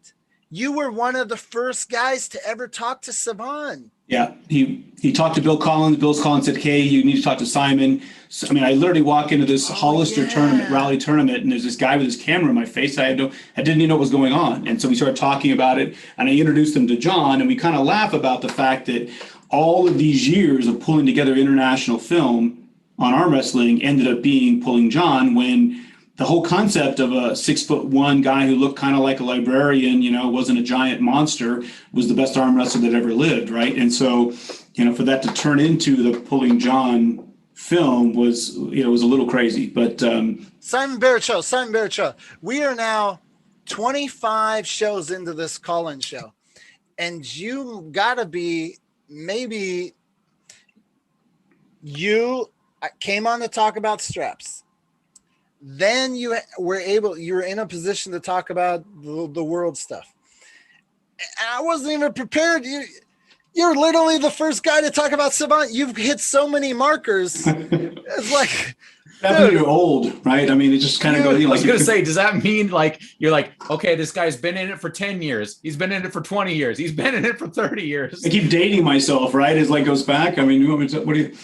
I mean, it's just funny. Usually when someone comes on, we have a topic, but there's so many like we could do this every night, frankly, and we'd be able to fill it up. Uncle John. So behind the scenes, when I messaged Simon, he jokingly said catfish because he thought I said, "Can you come up?" He was saying, "Oh, I see. Invite me on to talk about straps, but you really want to talk about this whole world stuff." Anyways, yeah, I would be worried too, to tell you the truth. Well, it's funny because so many people have asked me to do it, and it was just kind of weird to happen in this weird way. But frankly, it was time, so it didn't matter, right? So, I mean, getting back to the John and VOEVODA thing, I think, you know, the interesting thing about it is it's a great story. I mean, if you look at kind of what happened, you know, and it's funny because I had just recently watched some of that video again. You know, a 230-pound John probably beats VOEVODA back then, you know, when the filming, you know, in that wrap up, but John wasn't that big. So like you take the 230-pound John that beat Farid, you know, in Vegas, probably has the structure to do it. VOEVODA is an amazing athlete, a 6'5" guy who's an amazing athlete. So he's very athletic inclined, and he was very strong. And one of the interesting thing about, you know, I think when we start talking about some of these heavyweights that come from these European countries is they've never really had to be that talented of arm wrestlers because they were just so strong, right? You took guys you've had to figure out how to, you know, become better arm wrestlers. And I refer to Devin Lorette as probably the most intentionally versatile arm wrestler in the sport, in the history of the sport, because he figured out how to become really versatile with all the tools he had. John is probably the most unintentionally versatile arm wrestler in the history of the sport because it came natural to him. He could figure out, he just found ways to beat the impossible giant, right? And that happened his entire career. So I think, again, you look at VOEVODA, I don't really feel like he was ever that incredibly skilled, like meaning like he never had to be. He was just he was so strong, so athletic, so capable. So it does become a little interesting to think about what a more seasoned version of both of them becomes. So the last time I talked to John, he proclaimed, I have the video, I'm done, like forever, retired, finito, for blah, blah, blah, blah. Now, the whole Pulling John thing, he talked about retirement then. Saban and company, all that filming, all that hype kind of sucked him back in. It is so interesting to me. I believe it was John about to retire, and then Wall sucked him back in.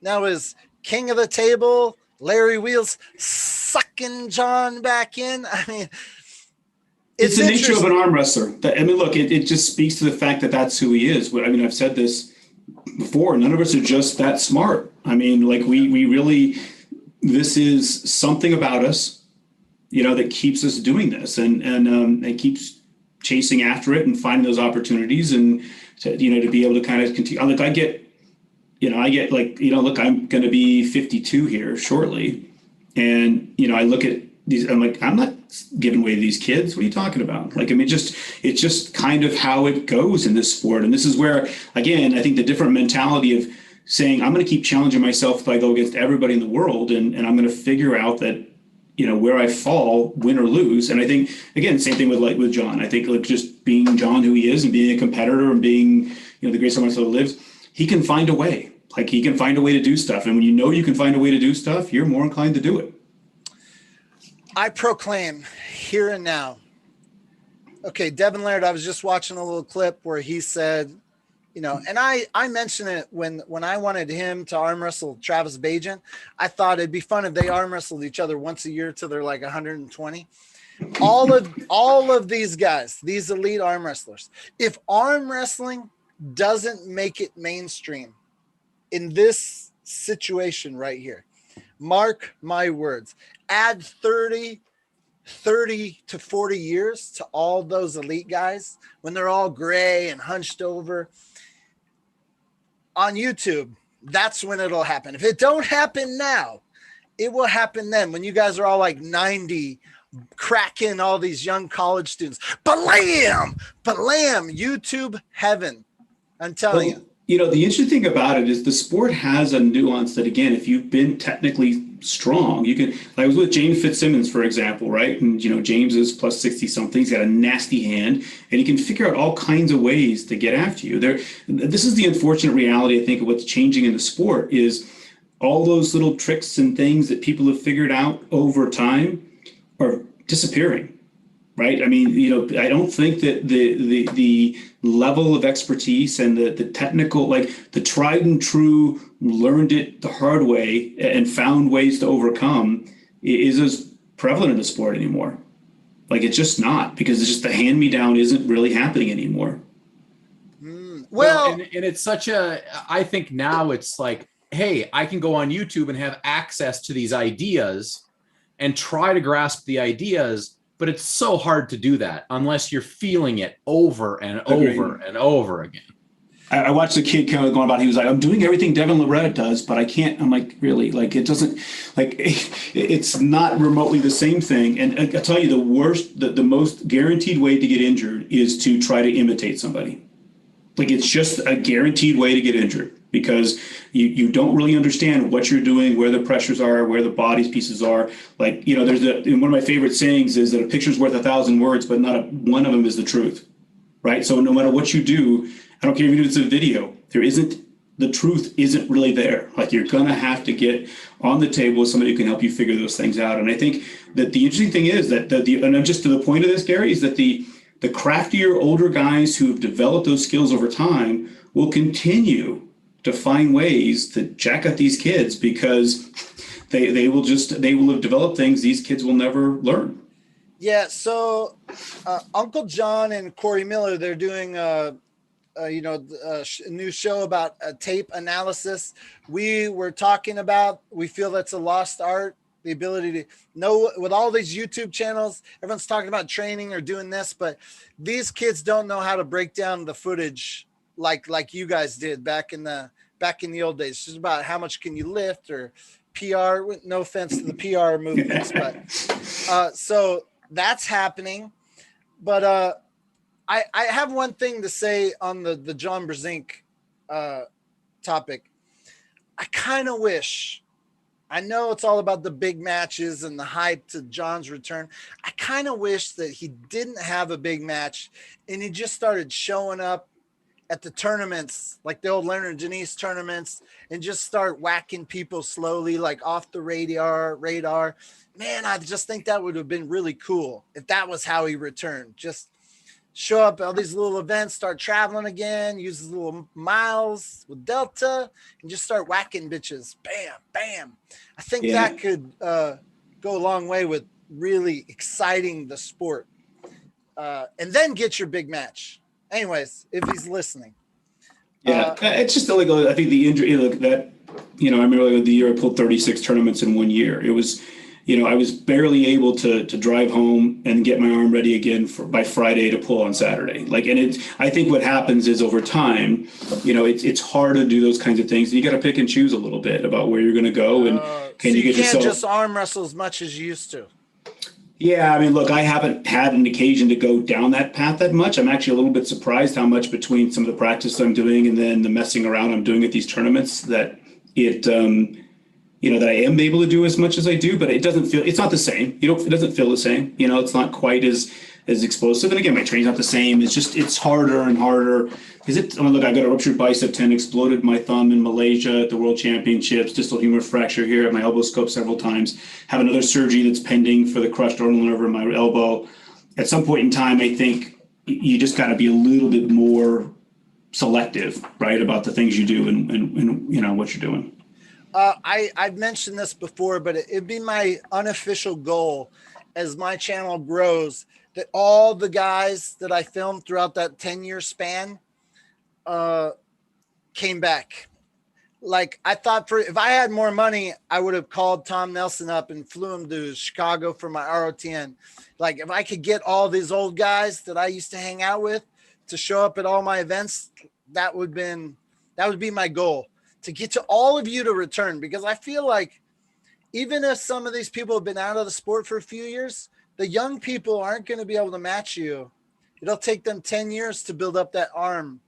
Like Cobra Rhodes, he's now training. I told Cobra, was like, dude, the amount of work you have to do to be competitive again, you're light years ahead of some of these younger people that can't even compete. Like, I mean, yeah, so many years for them to build up that business. Well, but I think that the thing is that they're getting stronger at a younger age, right? And I think those are elements of the sport.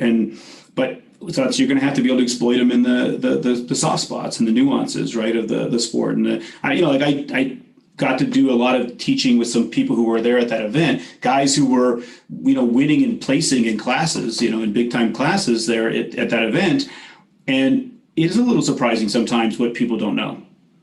Like, just kind of the things that they haven't thought about. And, it helps me because it helps me remind me of things that I'm not doing myself. But at the same time, I don't think the hand-me-down is getting out the way it used to be. And so the guys who have it will take advantage of it, will do better. And the guys who are just trying to be the stronger athletes are going to struggle a little bit with that. I have a hypothesis. You know how each generation says so I was a Marine, United States Marine Corps.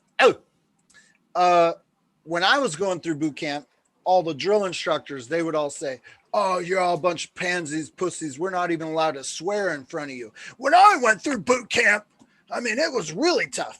Okay, then now I've been out of Marine Corps for 20 years, and now I hear the boot camp is pussified and even more watered down. And it's like, I don't know if it's really watered down or every generation just talks crap about the younger generation. But so we say that the millennials, they're pansy, they're weaker. They don't have as much mental fortitude as the older generation. And so I'm wondering, does that translate to young people in arm wrestling? Like, if you look at the guys who've been around 20, 30 years, what they had to do to become strong, the young people can't match us. Is that true? Or we just say the younger people are weaker? Like, do you think I played a lot of sports. I mean, I fought my whole life, played football, basketball, baseball. I mean, all the sports. The athletes are just getting stronger. They're getting more, athletic. and the things they can do, their skill sets are, I think the skill sets athletically are better. Arm wrestling is one of those things, though, like you really have to be in it a long time and be against a lot of different people. Like this is why I'll constantly say that bracket arm wrestling is the single toughest thing to do. You know, I go to Worlds and I'm in a 187 class, 85 kilos. There's a guy who's a head shorter than me and a foot wider than me. And then there's Nicholas Nonestad, who's 6'7", and my hand doesn't even reach his wrist line, right? You have to be able to figure out all those different nuances. And I think although the athletes are getting stronger and they're becoming more athletic, I don't know that they will find the reason to get those nuances. So absolutely stronger, more athletic than what we've been doing in history. You're saying the opposite. Yeah, you're saying no question. So in the Marine Corps, when they say all the young people come through, they've all been helicopter mommied and they don't know how to be tough. You're not agreeing with that sentiment. The young people can be strong. They can be tough. They do have what it takes.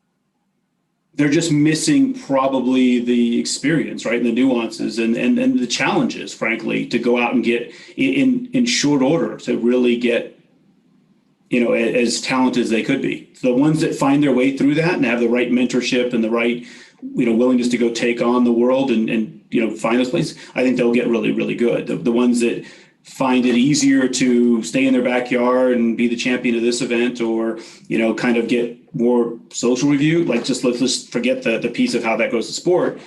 I think they will have a tougher time really being prolific in the sport because they just won't learn the things they need to learn. It's a grind. It's a pay your dues kind of thing. Yeah. Like Uncle John, let's say your channel explodes. Mm-hmm.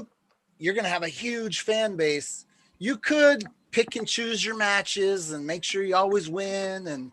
And you would still have that following, but like, you know, it is easier in this world to be a fake champ, if you will. Yeah, of course. And there will be. And the more YouTube there is, the more of that there will be. COVID has been a great excuse for people to do exactly that and not get out and not pull, even when they have the opportunity to do so. Like it's really easy for me to say that I'll beat all women arm wrestlers. Right. I could say that all day. I could be the woman arm wrestler beater champion of the world and never actually go test it. Right. I mean, I could say that all day, but hey, make me the host real quick, Gary. We've come to the like quotient. We're going to show these Mazel hand pictures here. All right. Here we go. Here you go, chat. Here is Mazel Jador's hand with life-size banana. What? What? Is that real? That's his real hand. Look at how disgusting that hand is. This guy is like a grip machine. He's like, he's ridiculous. He's ridiculous. That looks kind of related. That's not as big as Dennis Saplankov, but it is deformed like his. Oh yeah, he's got super mega weird hands. Oh my goodness. That is real banana scale, just so everyone's clear. That's exactly true, but I measured it. I'm pretty sure. Yeah, I had to tell you with Saplinkov's hand, I mean, I'd literally gripped up on them before, and all I could really do was grab his thumb. Yeah. I mean, it was just so ridiculously big. You know, it's probably the second most intimidating hand I've ever seen. The first was the Georgian Giant back in the days of Petaluma, the World Wrestling Championships. I was pulling 132 pounds. He was so big that I closed my fist and he closed his hand all the way around my fist completely, like it wasn't even there. That's how big his hand. I mean, it was ridiculous. He just went like this and my hand disappeared completely inside of his hand. Yeah. Guys, I'm going to have to close it out. I want to say one final thing on if this BRZENK VOEVODA match happens. I think if you look at the success of the Larry Wheels first King of the Table, I think their second card, oh my gosh, it could be lights out if they get BRZENK back there and whatever else. I mean, I really am excited for the sport of arm wrestling to see this kind of big stuff happening. Holy shit, this could be game changers for everything. And especially that John BRZENK, we all love him. To see him get motivated again would be awesome. And Alexi, oh my God, I can't wait. I hope it happens. Larry Wheels, don't tease us. Make it. I mean, right? Larry Wheels could do it. I might have to travel to Dubai to go see that if that actually happens live. Simon, we would love to have you, more of you. You're awesome. I appreciate it. Hopefully, I mean, it's not all the flash and flare, I guess, that maybe a lot of people may want about stuff, but I'll certainly tell you what I think. And if if you're having something, Gary, where you're gonna, event, let me know, and I'll be my pleasure to come out. All right, and I want to be an official first order of these straps. Well, like I said, as soon as I get back to town, we're going to probably try to crank out a couple of the iterations and get them out to people. So if you have a impending need, like an event coming up or something, make sure you let me know so I can get into you ahead of time. I will do so. Uncle John, thank you as always. Mizelle, thanks for running your hands are, man, that's scary. Have you gripped up with Mizelle? No, I'm heading up to see him hopefully at the end of July. Can you beat his ass? Can you take him? Well, yeah.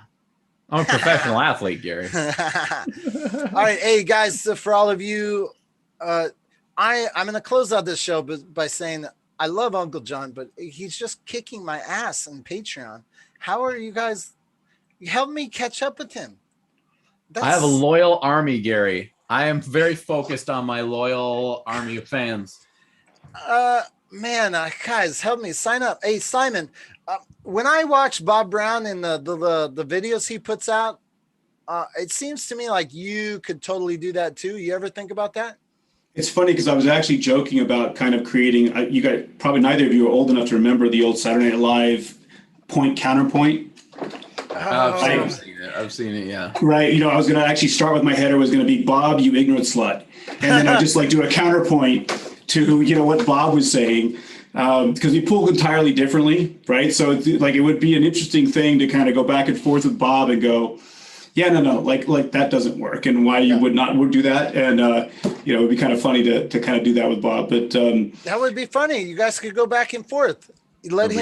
Have him give permission to use little snippets, and you guys can build off each other, build up your social media. But I do understand. I see on Facebook your kids heavily into yeah, it's a weird year for me again because she's not playing right now, so we're in rehab session. So it's usually we'd be traveling all over playing, but so she's kind of rehabbing. So it could be, as I was going to we do a So Simon Says, and we just kind of do a whole thing there where I'm arguing with Bob about Hey. Simon said, do it.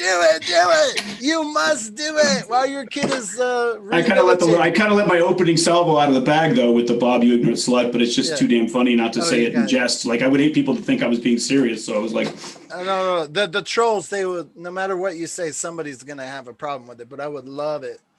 Uncle John, you're gonna have to close out the show for me. Oh, right. Well, I'll just make you the host again. Okay. Guys, thanks for following along. ARMTV hasn't updated much because I've been trying to help sell this house that I'm living in. And we'll see you next Tuesday. Beautiful. You're the host again, Gary. Thanks, guys. All right. Thank you. Take care. Thank you, Uncle John. Thanks, Simon. Thanks, Mizelle. Thank you, everyone who's been in the chat. We love you all. All right, man. Peace out. All right, man. Take it easy.